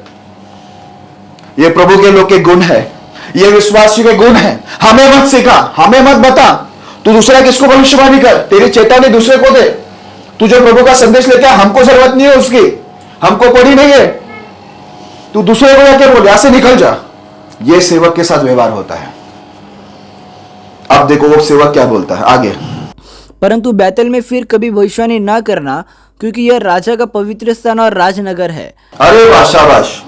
बोलता बैतल के अंदर तू भविष्यवाणी मत कर, क्योंकि ये राजा का कौन सा जगह? पवित्र स्थान और राजनगर है। पाप करके बैठे हुए और अपने आप को क्या मान लिया? ये विश्वासी का क्वालिटी, अच्छे विश्वासी का क्वालिटी ये है। पाप पूरा दुनिया का पाप करेंगे, गलत काम पूरा नहीं, लेकिन एहसास कुछ नहीं है उनको, एहसास नहीं है। अभी क्या बोला? ये पवित्र राजा का नगर है। ये बाइबल पढ़ के हुआ ही नहीं, प्रार्थना है ही नहीं, नियमों का पालन करते ही नहीं, लेकिन अपने आप को बहुत अच्छा विश्वासी मानकर मैं प्रभु का धन्यवाद देता हूं। एरोप्लेन नीचे ही आया था और मैं पहाड़ पे ही खड़ा था। गवाही देखो उनकी। एरोप्लेन नीचे आया, मैं पहाड़ पे खड़ा था, बस यहां से निकला, प्रभु का धन्यवाद देता, प्रभु ने बचा लिया। तुझे नहीं बचाया, एरोप्लेन को बचाया। नहीं तो एरोप्लेन गिर जाता, उसमें ज्यादा लोग बैठे थे। तू तो पापी है, तू मरता उनको भी लेके, तेरे को क्या जरूरत है इतने नजदीक जाने की? उसके जगह पे तुझे क्या काम था? हम लोग तो ऐसा गवाही देते हैं, कोई फिर नहीं उठ के सब दुनिया भर हफ्ता भर सब गलत काम करके आया, सेवक को तो सताना फिक्स रहता है पूरा हफ्ता, उसके बाद भी खड़ा होके मैं ना सच में प्रभु का धन्यवाद है, तो प्रभु मेरे साथ 24 घंटा रहती है और रहता है। हाँ, और मैं जहां भी जाता हूँ परमेश्वर की कृपा रहती है, बस में, ट्रेन में, रिक्शा में, ऑटो में, इसमें उसमें, प्रभु मेरे साथ में हमेशा ही रहता है। शाबाश। कुछ एहसास हो रहा है? नहीं, क्योंकि यहां पर उन लोग ने मान लिया ये जो स्थान है, इतना पाप करने के बाद असल में इजराइल अशुद्ध हो गया था प्रभु के नियम के अनुसार। लेकिन इन लोग क्या बोले मानो, सर ये राजा का पवित्र स्थान है और नगर है, बोलता है ये राजनगर एकदम पवित्र है, बोलता है कोई भी धाक धब्बा कुछ नहीं है इस समय। हालत आपकी यही है, आपकी यही हालत है, इजराइल लोग का यही हालत था, आपकी भी यही हालत है। आगे आगे बढ़ते, मजा आएगा। आमोस ने उत्तर देकर अमस्या से कहा, मैं ना तो भविष्यवक्ता था और न भविष्यवक्ता का बेटा, मैं तो गाय बैलों का चरवा और गुल्लर के वृक्ष का छाटने वाला था। और यहोवा ने मुझे भेड़ बकरियों के पीछे पीछे फिरने से बुलाकर कहा, जा मेरी प्रजा इजराइल से भविष्यवाणी कर। इसलिए अब तू यहोवा का वचन सुन। तू कहता है इजराइल के विरुद्ध भविष्यवाणी मत कर और इसहाक के घराने के विरुद्ध बार बार वचन मत सुना। इस कारण यहोवा यह कहता है, तेरी स्त्री नगर में वेश्या हो जाएगी और तेरे बेटे बेटियां तलवार से मारे जाएगी और तेरी भूमि डोरी डालकर बांट ली जाएगी और तू आप अशुद्ध देश में मरेगा और इजराइल अपनी भूमि पर से निश्चय बंधुआई में जाएगा। हालेलुया। ध्यान से सुनना भी, सब लोग इधर ध्यान लाना। यहाँ पर क्या बोलता मालूम है, आमोस को जब ये लोग बोलते तू यहां से निकल, यहूदा में जा, तेरी भविष्यवाणी का हमको जरूरत नहीं है, हमारा नगर पूरा पवित्र है, ये राजा का नगर है और ये पवित्र स्थान है, बोलता है। तब आमोस क्या बोलता है मालूम है, देख मैं एक भविष्यवक्ता नहीं था, ना मेरा पिताजी कोई भविष्यवक्ता था, मैं तो क्या करता था, गुलर का पेड़ को छाटने वाला था और क्या लिखा हुआ है, गाय बैल का चरवा मैं था। याद रखना, मैं भी कोई भविष्यवक्ता सेवक नहीं था, मेरा बाप भी कोई पास्टर नहीं था, हम लोग भी किधर तो पढ़े थे, जैसा आमोस बोल रहा है। आमोस को लोग बोलता है यहां से निकल, तू भविष्यवाणी मत कर, तेरा तुझे खुदा ने बोला होगा तू इधर मत, तू यहूदा में जाके भविष्यवाणी कर। देखो इनकी हिम्मत तो देखो क्या बात करता। परमेश्वर के दास को, प्रभु की आई हुई चेतावनी को बोलता तू इधर मत दे, तू यहूदा में दे, ये पवित्र स्थान है, बोलता। उसने घोषित कर दिया हम लोग पवित्र करके। यहां पर आमोस समझाता है प्रभु का दास, बोलता है मेरा बाप भी भविष्यवक्ता नहीं था, मैं भी भविष्यवक्ता नहीं था, लेकिन परमेश्वर ने मुझे चुना। मैं गाय बैल को चलाने वाला साधारण इंसान था, मैं गुलर के पेड़ को छाटने वाला साधारण इंसान था, लेकिन तूने ये बात कहा है कि यहां पर भविष्यवाणी मत कर। इसके लिए बोलता है क्या होगा मालूम है तेरे साथ में, तूने इतना बड़ा बोल बोला है, इसलिए बाइबल में ऐसा लिखा हुआ है। इस कारण यहोवा ये कहता है, किस कारण, क्योंकि तूने बोला मुझे भविष्यवाणी तेरा नहीं चाहिए, निकल। वो भविष्यवक्ता समझा रहा है आमोस, भाई मैं भविष्यवक्ता पैदाशी नहीं हूं, मेरा पिता भी कोई पास्टर नहीं था, मैं भी पास्टर नहीं था, प्रभु ने मुझे ये संदेश दिया है मुझे भविष्यवक्ता बना के कि वो तुम्हें बचाए, इसलिए मैं आकर तुम्हें चेतावनी दे रहा है। लेकिन वो बोलता है इधर भविष्यवाणी करने का, यहूदा में जा। बोलता है इस कारण कि तुम लोग मुझे भगा रहे, प्रभु की चेतावनी को तुम लोग क्या कर रहे, तुच्छ जान रहे, इस कारण यहोवा ये कहता है तेरी स्त्रियां नगर में वेश्या हो जाएगी। बोला तेरे जितने भी घर के अंदर स्त्रियां वो सब वेश्या बन जाएंगे, सब गलत काम होंगे। और लिखा हुआ तेरे बेटे बेटियां तलवार से मारी जाएंगे, तेरे बच्चे भी मरेंगे करके लिखा है। और आगे ऐसा लिखा हुआ है और तेरी भूमि डोरी डालकर बांट ली जाएगी। तेरा जो भी जगह है ना, ऐसा लिखा, तेरी भूमि जो है प्रॉपर्टी वो भी सब डोरी डालकर क्या होगा, और दूसरे को बांटने में जाएगा। तेरे से मतलब क्या होगा, छीन लिया जाएगा। नंबर 4 वहां पर ऐसा लिखा हुआ है और तू आप अशुद्ध देश में मरेगा। तेरा मौत भी किधर होगा मालूम है, अशुद्ध देश में तू मरेगा। अब प्रभु को आ गया गुस्सा। और आगे लिखा है और इजराइल अपनी भूमि पर से निश्चय बंधुआई में चला जाएगा। बोलता है पूरा इजराइल भविष्यवाणी नहीं चाहिए, प्रभु के दास को ग्रहण नहीं किया, प्रभु की दास के द्वारा आया हुआ चेतावनी को ग्रहण नहीं किया। बोला तुम लोग किधर जाएंगे मालूम है, दूसरे देश तुम्हें बांध के बंधुआई में लेके जाएंगे, तुमको गुलामी के अंदर रखेगा, ये तुम्हारा हाल होगा। और राजा को बोलता तुम मरेगा, बोला अशुद्ध देश में, तेरे बच्चे सब मरेंगे, तेरे सब स्त्री लोग वेश्या में जाएंगे। इतना बड़ा शाप परमेश्वर लेके आया, क्यों मालूम है, वो प्रभु के दास को बिना सोचे समझे क्या बोलता है मालूम है, यहां से निकल करके। मैं फिर बोलता हूं, एक तो बात सीधा मैं बोलता हूं, मेरा शुरुआती से पुराने लोग मुझे जानते हैं, मैं किसी का तारीफ का भी भूखा नहीं और कोई विरोध करता है उसका परवाह भी नहीं करता हूं। मैं मेरा जो काम है मुझे मालूम है, इसलिए वो मैं बराबर करता हूं। मुझे आपको बचाने के लिए जितने मेरे पास परमेश्वर ने दिया हुआ तरीका उसका मैं इस्तेमाल करता हूं, क्योंकि मुझे बचाने का काम दिया, नाश करने का नहीं। लेकिन अगर आप परमेश्वर के दास का विरोध करके बोलता है निकल तेरी भविष्यवाणी, तेरी बात नहीं चाहिए, तो फिर मरने के लिए तैयार हो जाना, नाश होने के लिए तैयार हो जाना, क्योंकि तू प्रभु का सेवक को नहीं तो परमेश्वर को ललकार रहा है। तू सेवक का विरोध नहीं कर रहा है, तो जिंदा खुदा को ललकार रहा है, जो कि बड़ा काम है या नहीं? क्या बोला? निकल जा। सेवक को बोलता है इधर से निकल, यहूदा में जा। नेक्स्ट, अब देखो यहां पर आमोस और एक बात समझा रहा है। आमोस की पुस्तक 3 अध्याय 7 और 8 वचन पढ़िए जरा। इसी प्रकार से प्रभु यहोवा अपने दास भविष्यवक्ता पर अपना मर्म बिना प्रकट किए कुछ भी न करेगा। सिंह गर्जा, कौन न डरेगा? परमेश्वर यहोवा बोला, कौन भविष्यवाणी न करेगा? हालेलुया। यहाँ पर क्या लिखा हुआ है?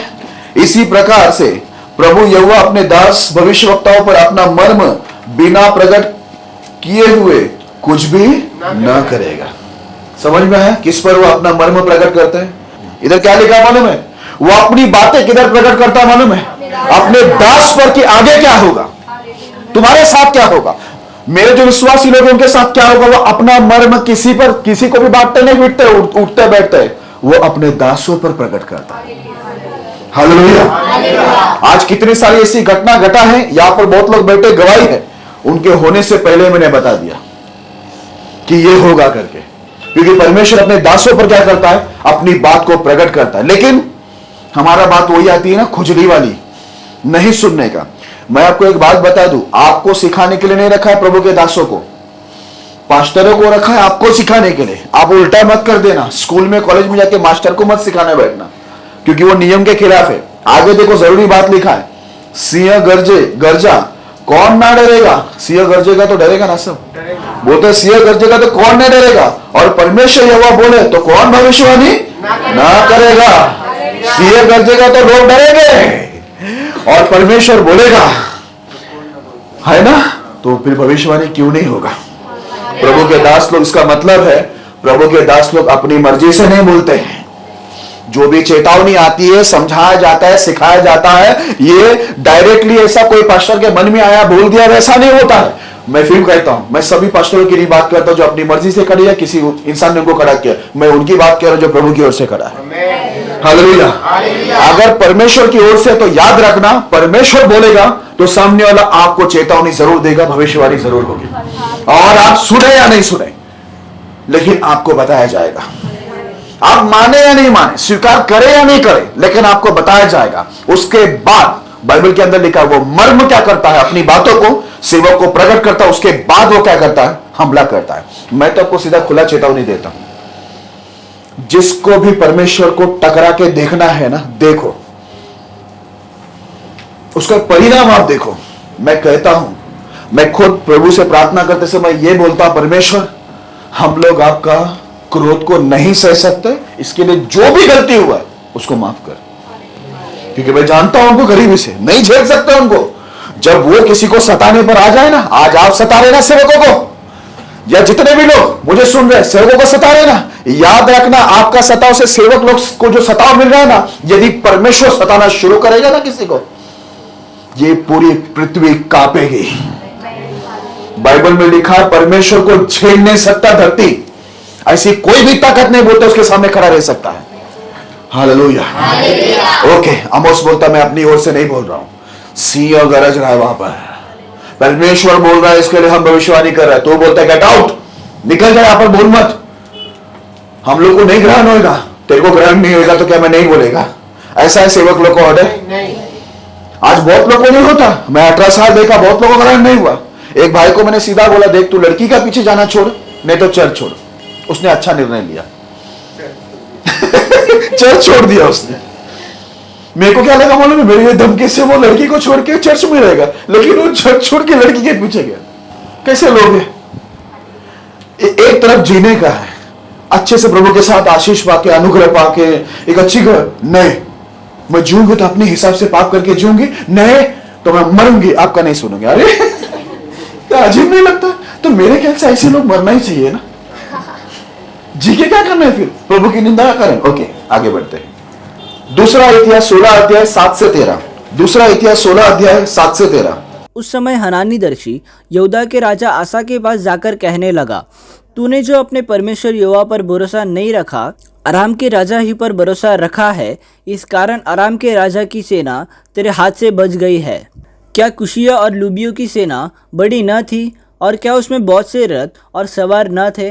तो भी तूने यहोवा पर भरोसा रखा था, इस कारण उसने उसको तेरे हाथ में कर दिया। देख, यहोवा की दृष्टि सारी पृथ्वी पर इसलिए फिरती है कि जिनका मन उसकी ओर निष्कपट रहता है, उनकी सहायता में वह अपनी सामर्थ्य दिखाए। तूने यह काम मूर्खता से किया है, इसलिए अब से तू लड़ाइयों में फंसा रहेगा।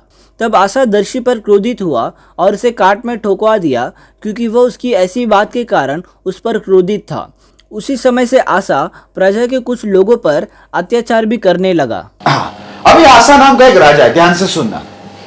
अच्छा है, इसकी अगर आप गवाही देखेंगे तो इसने अच्छे काम किए, प्रभु पे भरोसा रखा। एक बार उससे एक बहुत बड़ी सेना लड़ने को आई, बहुत बड़े बड़े सेना लड़ने को आई, तो इसने प्रभु पे भरोसा रखा और परमेश्वर ने इसको बड़ी बड़ी सेना से क्या किया, जिताया, विजय दिया। और एक बार क्या हो गया मालूम है, उससे कम छोटी सेना आ गया, तो उसने परमेश्वर के ऊपर भरोसा छोड़कर किसी और पर भरोसा रखा, ठीक है, दूसरे किसी देश पर। तो परमेश्वर का दास आ गया उधर। जब गड़बड़ होता है कौन आता है? परमेश्वर के सेवक आता है। कभी कभी घर में भी नहीं लेते ना आप लोग, ऐसा आता है तो ओके। प्रभु का दास आया, बोला तू इससे बड़ी बड़ी सेना जब आया तभी परमेश्वर पे तूने भरोसा रखा और परमेश्वर ने तुझे विजय दिया। अब ये छोटे मोटे देश आया है तो तूने परमेश्वर के ऊपर भरोसा छोड़कर तूने दूसरे पड़ोसी देश पर तूने क्या किया, भरोसा किया, प्रभु के ऊपर भरोसा नहीं किया। बोलता है इसलिए तू अब से क्या रहेगा, लड़ाइयों में फंसा रहेगा। ये सुनते ही क्या होना चाहिए था, क्या बोलना चाहिए, आप बताइए क्या बोलना चाहिए? वो बोलना चाहिए ना, सॉरी मैं गलती हो गया, ये बोलना चाहिए ना, ऐसे बोलना चाहिए ना। वो क्या बोला मालूम है, गिरफ्तार कर लो इसे। प्रभु के सेवक को क्या किया, काट में टुकवा दिया, मतलब लॉक डाल दिया उसको, ठीक है, बंधवा दिया। तो ये क्या किया, राजा ऑर्डर दे रहा है, प्रभु का जन है, नियम अच्छे से मालूम है, बोलता उसको सीधा काट में टुकवा दिया, मतलब लकड़ी का उस समय वो बंधन रहते थे, उसमें सांकली रहती थी, उसमें बांध दिया। और क्या बोला, तब आसा दर्शी पर क्रोधित हुआ और उसे काट में टुकवा दिया। सेवक पर गुस्सा आ गया उसको। सेवक उसको क्या बताया, तूने गलत किया है, तूने प्रभु के ऊपर भरोसा छोड़ के तूने दूसरे देश पे भरोसा किया। जब तू पहला परमेश्वर पे भरोसा किया तो परमेश्वर तुझे विजय दिया था, इस बार तू परमेश्वर के ऊपर तू विश्वास क्यों छोड़ दिया? इसलिए परमेश्वर नाराज हो गया है और परमेश्वर बोल रहा है कि तू क्या हो जाएगा, अभी लड़ाइयों में फंसा रहेगा। ये सुनने के बाद उसको तुरंत क्या होना चाहिए था, नम्र होकर परमेश्वर से क्षमा मांगना चाहिए था। उसने क्या किया, सीधा परमेश्वर के सेवक को क्या किया, बंधन में डाल दिया। अब देखो, बंधन में डाल दिया है तो परमेश्वर भी कुछ करेगा ना, चुप तो नहीं बैठेगा। आगे आदि से लेकर अंत तक आसा के काम यहूदा और इजराइल के राजा के वृत्तांत में लिखे हैं। अपने राज्य के 39वें वर्ष में आसा को पाँव का रोग हुआ और वो रोग अत्यंत बढ़ गया, तो भी उसने रोगी होकर यहोवा की नहीं वैद्यों ही की शरण ली। अंत में आसा अपने राज्य के 41वें वर्ष में मर के अपने पुरखाओं के साथ सो गया। हालेलुया। जब वो सेवक को ठुकवा दिया, यानी उसको बंधन में डाल दिया, सेवक अपनी ओर से बात ही नहीं किया था, सेवक को परमेश्वर का संदेश था तूने गलत किया है, इसके वजह से तू लड़ाई में फंसा रहेगा। वो क्या हो गया, इतना क्रोधित हो गया कि एक सेवक को उसने क्या किया, बंधन में डाला, ठुकवा दिया काट पे, और दूसरा क्या लिखा हुआ है, वो बाकी लोग पर भी क्या करने लगा, अत्याचार करने लगा, ठीक है, गुस्से से। अभी देखो, जब एक इंसान पाप में आता है ना तो उसको ज्यादा गुस्सा आता है। जो पाप करते हैं ना वो लोग को पता है, घर में आके देखो वो लोग कैसा भड़कते हैं, बाकी लोग को मालूम रहेगा। जो पाप में रहता है वो लोग बहुत चिड़चिड़े लफड़े वाले रहते हैं, उन लोगों को बहुत गुस्सा रहता है। अपनी गलती, अपना पाप, अपना जो कुछ रहेगा वो दूसरे के ऊपर डाल देना, ठीक है। यहां पर लिखा हुआ दूसरों को भी सताने लगा और प्रभु के सेवक के विरुद्ध भी गया। तो प्रभु ने इसको क्या किया मालूम है, पैर में उसको एक रोग दे दिया। एक चांस था उसके पास, और एक चांस। जब रोग आया तो किधर जाना चाहिए, हाँ, वो किसके शरण में गया, बोला मैं प्रभु के पास जाऊंगा नहीं। उसने मुझे क्या किया था, क्या बोला था सेवक के द्वारा, मैं लड़ाई में फंसा हूं, उस खुदा के पास क्यों जाऊं, सीधा दवाई कर रहा है, दवाई करते जा रहा है, लास्ट में क्या हो गया, कब्र में चला गया, मर गया। ये प्रभु की ओर से उसको दंड था, क्योंकि जब उसको चेतावनी मिली वो प्रभु के आगे झुका नहीं। हालेलुया। इसके लिए उसको बीमारी से मरना पड़ा। मैं आपको बताना चाहता हूं, सेवक का जो काम है बड़ा जोखिम होता है, क्योंकि सेवक के विरुद्ध उठने वाले, पूरा बाइबल पढ़ के देखना, अन्य जाति नहीं है, कौन है? यीशु को क्रूस पर टंगाने वाले कौन है? मुझे परेशान करने वाले कौन है? अरे वाह, आपने कबूल कर लिया, प्रभु का धन्यवाद। चलो दूसरा इतिहास 24वां अध्याय 15 से 25 तक। परंतु यहोयादा बूढ़ा हो गया और दीर्घायु होकर मर गया। जब वह मरा तब 130 वर्ष का था। दाऊदपुर में राजाओं के बीच उसको मिट्टी दी गई, क्योंकि उसने इज़राइल में और परमेश्वर के और उसके भवन के विषय में भला किया था। यहोयादा के मरने के बाद यहूदा के हाकिमों ने राजा के पास जाकर उसे दंडवत की और राजा ने उनकी मानी। तब वे अपने पितरों के परमेश्वर यहोवा का भवन छोड़कर अशेरा और मूर्तों की उपासना करने लगे। अतः उनके ऐसे दोषी होने के कारण परमेश्वर का क्रोध यहूदा और यरूशलेम पर भड़का। तो भी उसने उनके पास नबी भेजे कि उनको यहोवा के पास फेर लाए, और इन्होंने उन्हें चिता दिया, परंतु उन्होंने कान न लगाया। तो परमेश्वर का आत्मा यहोयादा याजक के पुत्र जकरिया में समा गया, और वो ऊंचे स्थान पर खड़ा होकर लोगों से कहने लगा, परमेश्वर यहोवा यह कहता है कि तुम यहोवा की आज्ञाओं को क्यों टालते हो? ऐसा करके तुम्हारा भला नहीं हो सकता। देखो, तुमने तो यहोवा को त्याग दिया है, इस कारण उसने भी तुमको त्याग दिया। अब यहां पर देखो, मैं एक कहानी बता रहा हूं। ये एक छोटा बच्चा था। उस समय इसकी जो दादी थी, उसने क्या किया मालूम है? उसको राजमाता बनना था। उसने उसके सारे बच्चों को मरवा दिया। वो टाइम में यहां पर एक परमेश्वर का सेवक है, इसको क्या किया मालूम है? ये बच्चे को छुपाकर मंदिर में रखा। ठीक है, मंदिर में रखा, और जब तक वो जो सेवक था तब तक ये जो बच्चा है, ये बच्चा जो है परमेश्वर के साथ में चला, और बाद में वो राजा बना। लेकिन उसकी दादी जो थी, वो उसको किसी को भी राजा बनने नहीं देना चाहता था। और वो कौन थी मालूम है उसकी दादी? उसका नाम मुझे याद नहीं आ रहा है, लेकिन वो इजेबेल है ना, उसकी बेटी थी वो। तो वो इजेबेल इतना खतरनाक, उसकी बेटी कैसी रहेगी? तो वो सब बच्चों को मारा, लेकिन ये बच्चा को सेवक ने बचा के मंदिर में रखा, और बाद में इसको यहूदा के अंदर ये राजा बन गया कम उम्र के अंदर। ठीक है, अब देखो, वो जो सेवक है इसको बराबर अच्छे से लेके चल रहा है, लेकिन जैसे सेवक मर गया, बाइबल के अंदर लिखा हुआ, ये जो राजा है बिगड़ गया और प्रभु के विरुद्ध में गया, और इसने क्या किया? ये मूर्तों को और अन्य देवी देवता को ये उपासना करने लगा, उसके आगे दंडवत किया। तब परमेश्वर का नबी ने आके उनको समझाया, लेकिन नहीं सुना। उसके बाद क्या हुआ? जो सेवक इसको बचपन में बचाया था, जब उसकी दादी सबको मार रही थी, बचाया था, उसके बेटे पर क्या हुआ? परमेश्वर का आत्मा उतर के आ गया, और वो आकर बोला कि देखो, तुम लोग जो ये कर रहा है, परमेश्वर की आज्ञा का उल्लंघन कर रहा है, परमेश्वर को त्याग दिया है, ऐसा करने से तुम्हारा भला नहीं होगा। अभी देखो, उसके पिताजी ने ये राजा को बचाया था, सिखाया था, इतना बढ़ाया था, वो पिताजी गुजर गया और ये बिगड़ गया। अब राजा, तो परमेश्वर ने क्या किया? अब वो जो पहला का सेवक था, उसके बेटे के ऊपर परमेश्वर की आत्मा उतरी, और उसने क्या किया? इसको समझाने के लिए भविष्यवाणी किया। जैसे भविष्यवाणी किया, आगे लिखा है, तब लोगों ने उसके विरुद्ध द्रोह की गोष्ठी करके राजा की आज्ञा से यहोवा के भवन के आंगन में उस पर पथराव किया। यो राजा योआश ने वह प्रीति भूलकर जो यहोयादा ने उससे की थी, उसके पुत्र को घात किया। मरते समय उसने कहा, यहोवा इस पर दुष्टि करके इसका लेखा ले। हालेलुया। देखो, जो इसको बचपन में बचाया था, उसका नाम था यहोयादा। वो उसको बचाया था, ठीक है, वो उसको प्यार करके उसको बचा के मंदिर में छुपा के रखा। जब उसकी दादी सब बच्चों को मारा, ये बच्चा को, ये यहोयादा उसको बचा के रखा, और बाद में उसको राजा भी बनाया, दादी को हटा दिया। अब वो मर जाता है, उसके बाद ये गलत काम में जाता है, तो वो जो यहोयादा जो परमेश्वर का सेवक था, उसके बेटे पर परमेश्वर की आत्मा आता है, और वो आकर इसको करेक्शन करने के लिए, सुधारने के लिए बोलता है, तू गलत कर रहा है, इससे तेरा ही नुकसान होगा, तेरा भला नहीं होगा। तब वो सुनना चाहिए था ना, लेकिन क्या किया मालूम है? ये लोग ने उसको पथराव करके मार दिया, और बाइबल में लिखा है, उसने ये जो सेवक था, इसको जान बचाया था ना ये राजा का, वो सेवक का प्रीति भूल गया और उसके बेटे को ही पथराव करके मार दिया। हालेलुया। जो सेवक इसको बचा के रखा बचपन में, ठीक है, जब सब बच्चे मर गए थे, इसको बचा के रखा, वही सेवक का बेटा आकर, देखो, वो सेवक की वजह से ये आशीषित होकर ये राजा बना। और जब वो मर गया तो ये राजा बिगड़ने लगा। तब उसके बेटे पर परमेश्वर की आत्मा आकर इसको भविष्यवाणी करके सुधारने जा रहे हैं, तो ये इसको पथराव करके मार दिया। और उसका जो पिता, वो जो सेवक का पिता था, उसने जो इससे प्यार करके इसको बचाया था, वो भी उसने याद नहीं रखा। हालेलुया।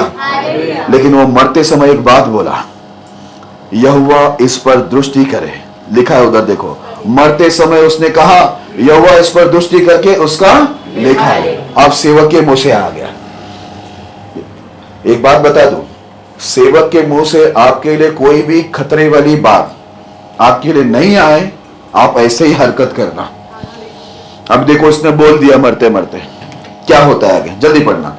नए वर्ष के लगते आरामियों की सेना ने उस पर चढ़ाई की और यहूदा और यरूशलेम आकर प्रजा में से सब हाकिमों को नष्ट किया और उनका सब धन लूटकर दमिश्क के राजा के पास भेजा। आरामियों की सेना थोड़े ही सैनिकों के साथ तो आई थी, परंतु यहोवा ने एक बहुत बड़ी सेना उसके हाथ में कर दी, क्योंकि उन्होंने अपने पितरों के परमेश्वर को त्याग दिया था। इस प्रकार योआश को भी उन्होंने दंड दिया। जब वे उसे बहुत ही घायल अवस्था में छोड़ गए, तब उसके कर्मचारियों ने यहोयादा याजक के पुत्र के खून के कारण उससे द्रोह की गोष्ठी करके उसे उसके बिछौने पर ही ऐसा मारा कि वह मर गया, और उन्होंने उसको दाऊदपुर में मिट्टी दी, परंतु राजाओं के कब्रिस्तान में नहीं। हालेलुया। अब देखो ये राजा को क्या होता है, बाइबल के अंदर लिखा है जैसे ही वो सेवक को पथराव करके मार दिया और सेवक ने बोला परमेश्वर इसका क्या कर, लेखा ले। ये बोलता है परमेश्वर ने क्या किया, दूसरे देश के राजाओं को उठाया और सेना को लेकर आकर पूरा इनके ऊपर विपत्ति डाला। और क्या किया, यहां का जो राजा था योआश, बोलता है योआश को भी उन लोग ने क्या किया, आकर घायल किया, और योआश राजा को और पूरे प्रजा को भी उन्होंने तकलीफ दिया, और पूरा जो कुछ था उनका सब लूट के गए।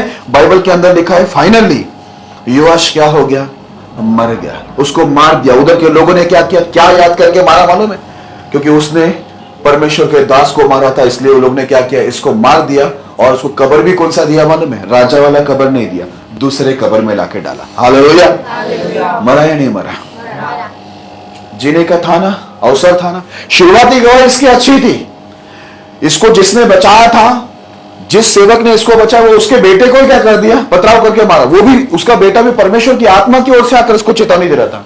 सेवक लोग का कितना जोखिम भरा काम है। जिसको बचाना है, जिसको बचाना है वही अपने को मारता है। उससे बचना भी है।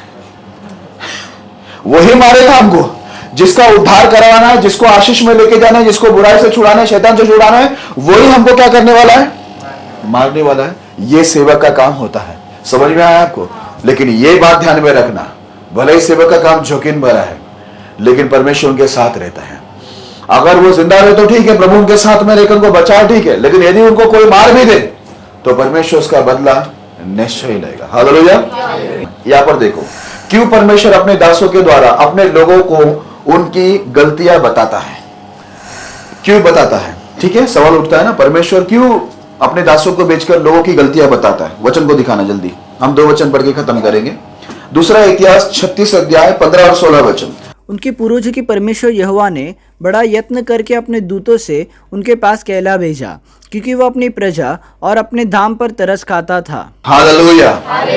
क्या आप लोगों ने सुना? बोलता है परमेश्वर ने अपने दूतों को अपने लोगों के पास, अपनी प्रजा के पास इसलिए भेजा क्योंकि वो अपने लोगों पर क्या खाता था, वो नहीं चाहता परमेश्वर कि किसी को मारे।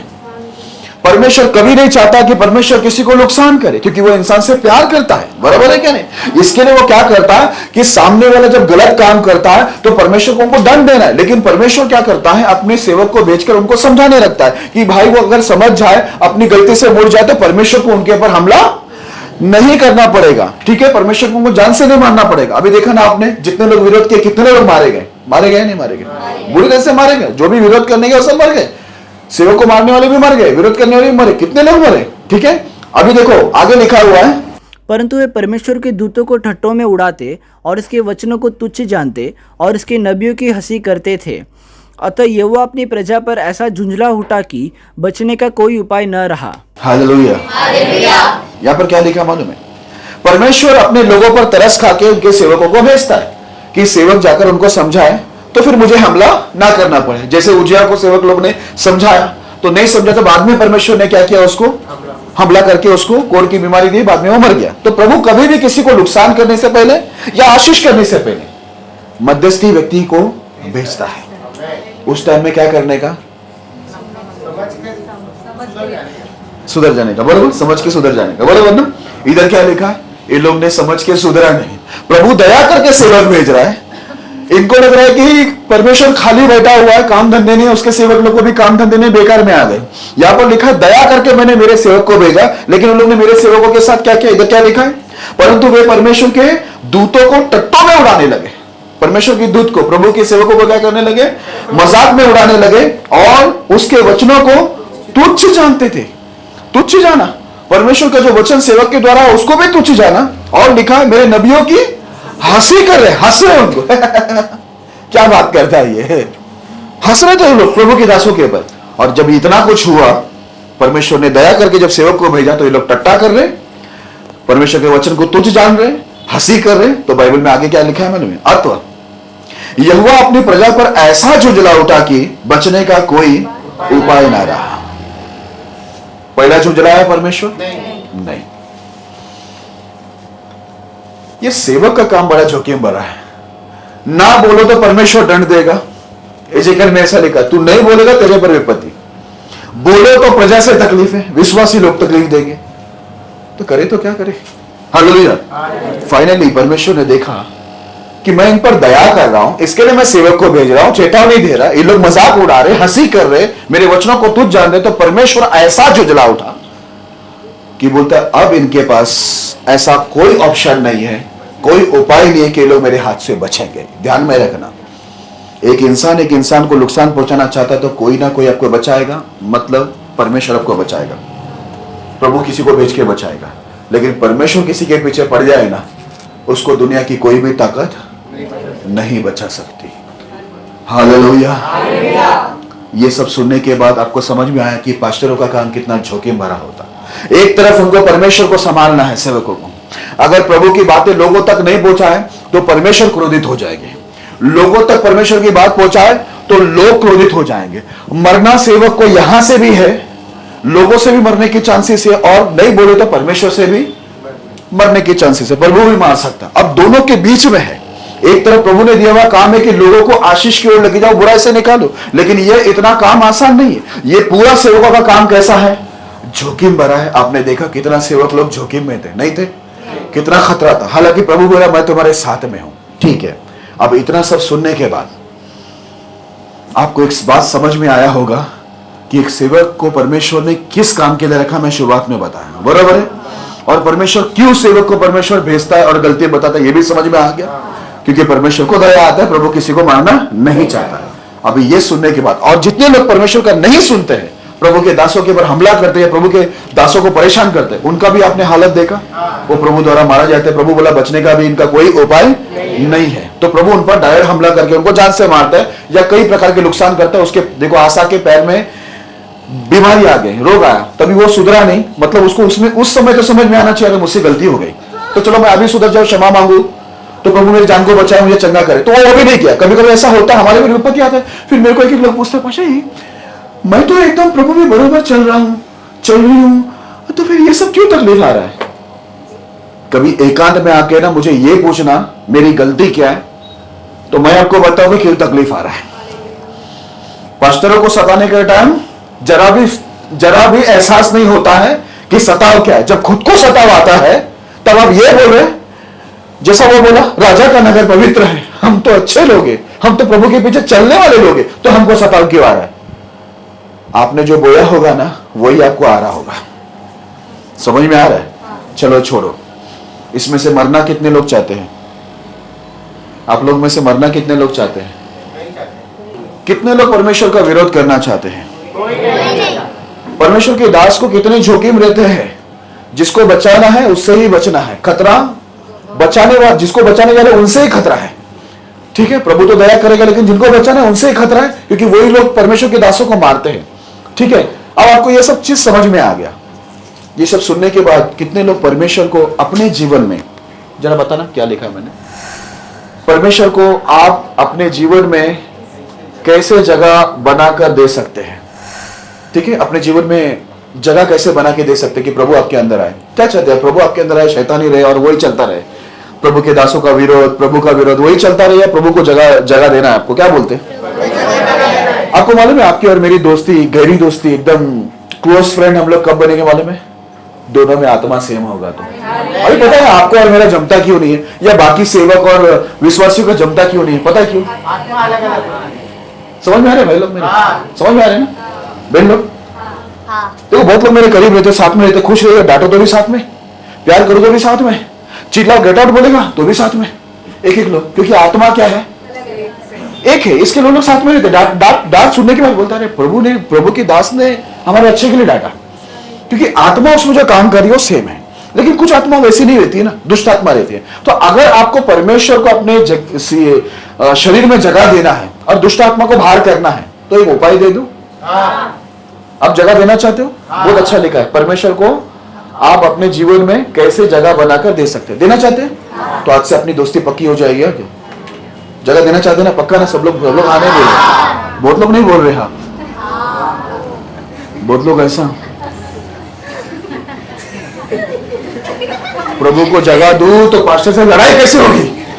क्या मजा आता है पास्टर को सताने में यार।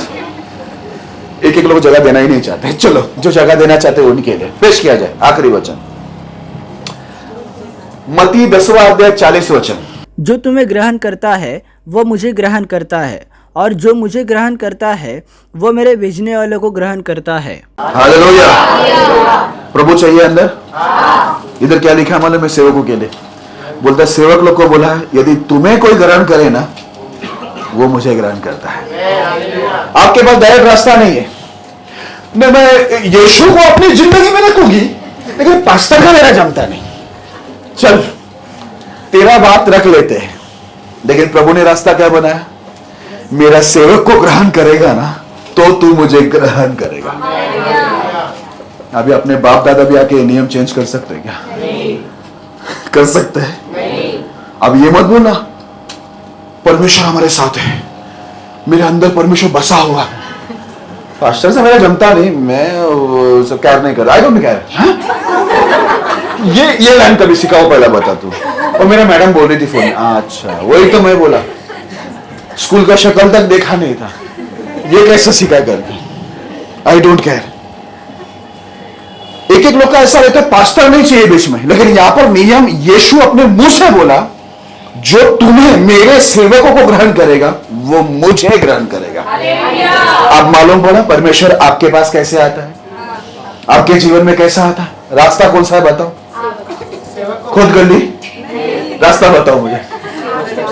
हाँ परमेश्वर ने हमारे लिए सेवक भेजा को ग्रहण करने के लिए। सेवक को, अगर तुम्हारे दादाजी ऊपर रहेंगे ना, उनको भी सेवक को ही ग्रहण करके यीशु को अंदर लेना पड़ेगा।